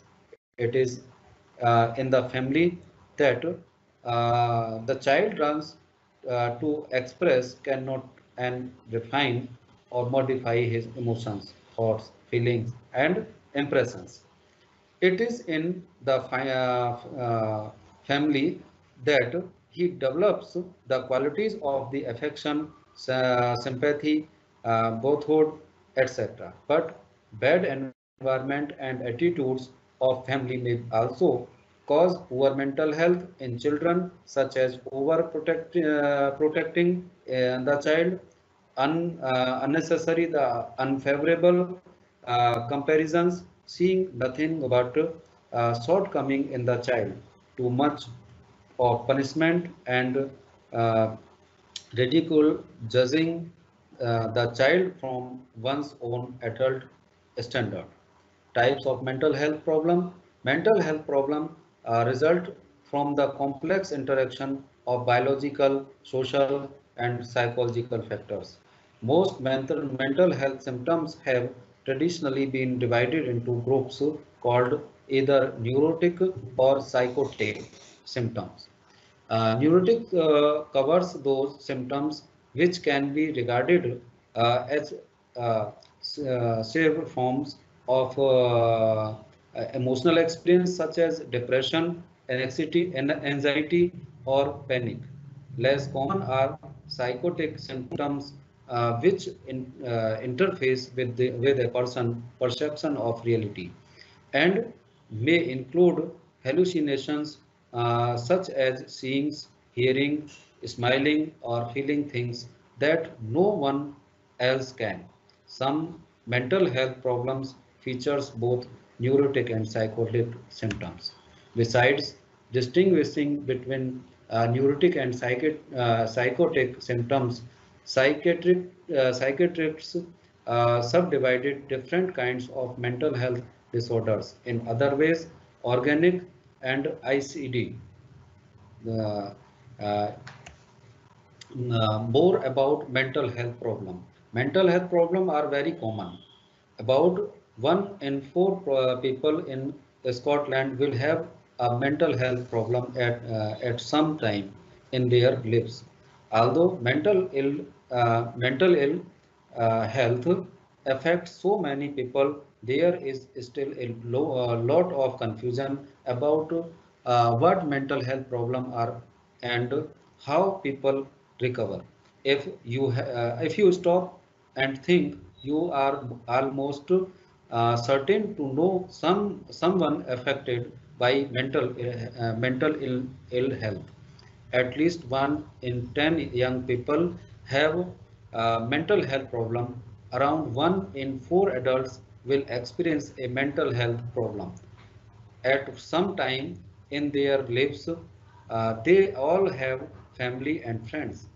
Mental ill health is an issue closer to you than you may realize. The next, some coping techniques, self-esteem and realistic appraisals. In self-esteem, day-to-day hassles have a determined effect of our physical and emotional well-being. But people with good support system are less negatively affected. In general, self-esteem helps us to deal with the negative effect of day-to-day stress. In realistic appraisals, coping effectively with life problems and features requires realistic experimentation. Psychologists call these acceptations and judgments appraisals. Relaxations are very important. Some relaxations I discuss with you. Choose a quick place where you want to interact. Before you start to do a few gentle stretching exercise to relieve muscular tension. Make yourself comfortable either sitting or lying down. Start to breathe slowly and deeply in a calm and effortless way. Talking ourselves through challenges. So these are very important, prepare for the challenge, comfort of the challenge, and third type is reflect on what you have learned. है ना? तो हम क्या सोचते हैं, क्या पढ़ते हैं, these are very important. In this unit, the important questions are discuss the concept of mental health, what may be described as the characteristic of mentally health person. तो इसकी characteristics जो अभी पहले देखी हैं आपने वो, और इसको डिस्कस करना है कि कंसेप्ट को what are the concept the mental health. Second is what are the various mental health problems that children can face. जो हमारे चिल्ड्रन हैं वो आज भी क्या मेंटल हेल्थ की प्रॉब्लम फेस कर रहे हैं और डिफरेंट टाइप की. What are the ways in which they can be helped, और उसमें हम क्या हेल्प कर सकते हैं. On the basis of your understanding of sound mental health, discuss some of the coping mechanism that can be used to maintain such health. Next important question is why it important to maintain a sense of psychological well-being. This is very important question. Discuss some of the strategies and ways of promoting sound mental health and psychological well-being. So, promoting sound mental health and psychological well-being. So, thank you very much. Now, the time is questioning. Question देख लेते हैं। ये question है, sir group में कैसे add करेंगे? ये तो बहुत अच्छा क्वेश्चन नहीं है। Good evening sir, I have received the user ID and password today only, so I could not attend any previous class. तो बेटा चलिए आगे की क्लास अटेंड कर लेना। Can you add me group? बिल्कुल सोचेंगे। सर कल क्लास हुई थी बट यहाँ टेक्निकल प्रॉब्लम थी। तो कोई बात नहीं बेटा। क्या बैकअप मिलेगा? हाँ बिल्कुल बैकअप मिलेगा आपको। आप चाहें तो जो भी जिस तरह से भी आप ये ले सकते हैं, आप ले सकते हैं। यानी हम व्हाट्सएप ग्रुप पे भी शेयर कर देंगे ये सब बैकअप, और SOL से जो भी आप ले सकते हैं जिस माध्यम से, या जैसे भी वो उपलब्ध करवाते हैं या क्या उनकी पॉलिसी है, वो एक बार आप डिस्कस कर लीजिएगा। ये भी बैकअप है। Please add me in group. चलिए देखते हैं सर, ग्रुप में ऐड कर लीजिए, ग्रुप में ऐड कर लीजिए। How to join your group? WhatsApp पे सब वो लिंक दे रखा है हमने उसका, उसके माध्यम से आप जुड़ सकते हैं। सर आप कैसे सर ग्रुप कैसे ज्वाइन करें? तो ये हमने बना रखा है, सब बच्चों के साथ में आप डिस्कशन कर लें और वो आपको जोड़ लेंगे। Sir can you please add me on WhatsApp group? हाँ आप बच्चों के माध्यम से ही ग्रुप में ऐड हो सकते हैं। Sir I wanted to join WhatsApp group. तो आप ज़रूर जुड़िए। आपके जो फ्रेंड्स हैं उनके द्वारा आप इसमें जुड़ सकते हैं, उस पर लिंक दे रखा है ग्रुप पे। How to added in group? चलिए ग्रुप के ही बहुत सारे मैसेज हैं। सर कल क्लास नहीं कनेक्ट हुई थी, कोई बात नहीं। Sir which group? ये एजुकेशन का ग्रुप बच्चों ने बना रखा है, आप उसमें जुड़ सकते हैं, मैं भी उसी में जुड़ा हुआ हूँ। सर SOL के एग्ज़ाम होंगे? बिल्कुल होंगे, कंफर्म। अभी डेट कंफर्म नहीं है, वेबसाइट देखते रहें। Sir please explain generativity and stagnation. चलिए अब तो आगे डिस्कस करेंगे। अब तो ये sir please send us the PPT of all classes. तो बिल्कुल शेयर कर देंगे ग्रुप पे, और SOL में तो ज़रूर पहुंच गई होगी, और भी कोई माध्यम होगा तो PPT आप तक पहुंच जाएगी। कोई भी बच्चे ग्रुप में ऐड कर दो मुझे। चलिए तो ये तो आप बच्चों से ही कहिए। सर कल क्लास होगी? तो कल का मेरा शेड्यूल नहीं है, बट आप वेबसाइट पे देख लीजिए, उसमें अगर कोई शेड्यूल बना हुआ है तो आप क्लास कर सकते हैं। तो सर कब स्टार्ट होंगे एग्ज़ाम? अभी तो ज़्यादा आइडिया नहीं है, जुलाई का कुछ आइडिया लग रहा है, और बाकी आप रोज़ वेबसाइट देखते रहें। Hi sir, how to get added WhatsApp group? Notes कैसे मिलेंगे? ये व्हाट्सएप ग्रुप पे शेयर हो जाते हैं। Okay, thank you very much ma'am.